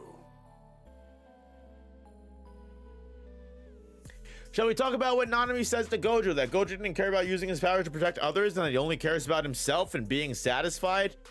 I mean, it makes sense. It doesn't seem that out of character for me. The thing with Gojo is that Gojo, believing he wanted to make the next generation, believing he wanted to carry on his students and make someone that was just as strong as him, it makes sense that he would only care about himself being satisfied. At the end of the day, all of it was selfish. It just so happened that Gojo's selfish desires matched Jujutsu Society's goals and making the world a better place. The one thing I've always said, and the main difference between Gojo and Sukuna's philosophy, Sukuna's belief that, you know, he could indulge himself forever and never have to answer to anyone, is the same kind of philosophy that Gojo had. Gojo forever sought to seek his own satisfaction.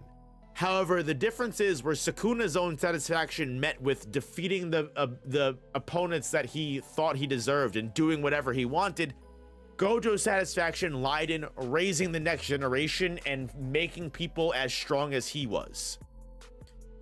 This is really the difference. Yes, Gojo fought only for his own satisfaction, but the difference is Gojo's satisfaction came from raising a group of people that were as strong as him, whereas Sukuna's satisfaction came from defeating people that were as strong as him. Two wholly different concepts. So I definitely think Gojo was always consistent in his character. Always consistent. I don't think there was ever a moment that Gege betrayed Gojo's character. Gojo was like Kashimo in a way. He longed for companionship through strength. Definitely. Definitely. I read all of this on Viz Media, by the way. I read all of this through my Shonen Jump app that I pay for. That's not me glazing or gloating. I genuinely read all of this on the Viz Media app. You can see it. You can look. Viz Media. That's where I read this entire shit. Did Demon Slayer just come out with a new chapter? Did they actually come out with a brand new chapter? It showed up as like new content. Interesting.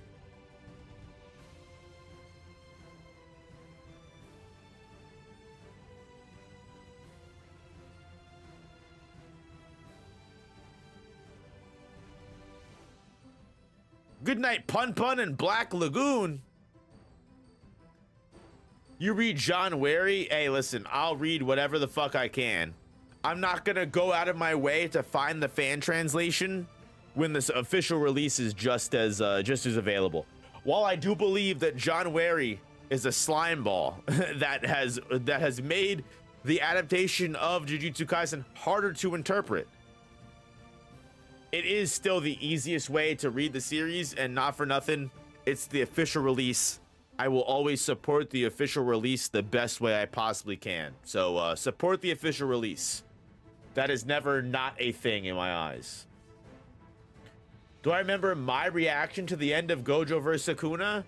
I kind of do. I literally remember reading 236 and being like, holy shit, Gojo lost. Anyone that's been here since the very beginning remembers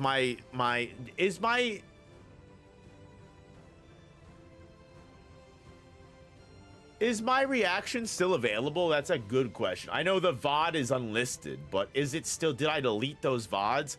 I know because of copyright, I might have deleted the VODs.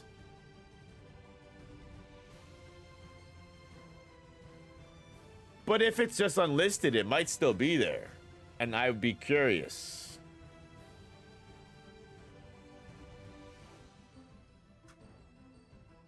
I'm genuinely curious. How far do my reactions go back?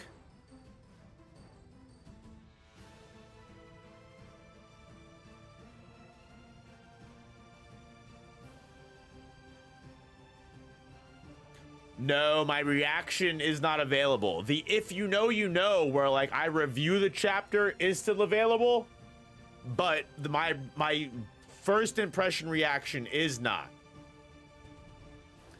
Anyway, y'all, we're coming up on 3 hours and 30 minutes. It's been a long stream. I'm gonna call it. So there's not much time for endgame analysis, but just know I enjoyed reading this fight with you guys all again. It was a lot of fun to relive this, see some new moments that I didn't really remember, and also, not for nothing, just have a fun time with all of you guys. So just know I love you. I genuinely appreciate you. Thank you always for the support that you guys give me. And I'll see you guys on Sunday for Shonen read-through of Kagurabachi and Sakamoto Days. The VOD will be available. And since this went really well, yeah, I'm down to reread some more parts of JJK. Maybe I'll read Yuji vs. Mahito next, my other favorite fight. Thank you, Scarling, for the 5. I remember Gojo shows up later. Maybe they resurrected him with the Dragon Balls. If only. Thank you for the donos. Thank you for the love. I love all of you, and I'll see you guys on Sunday. Peace.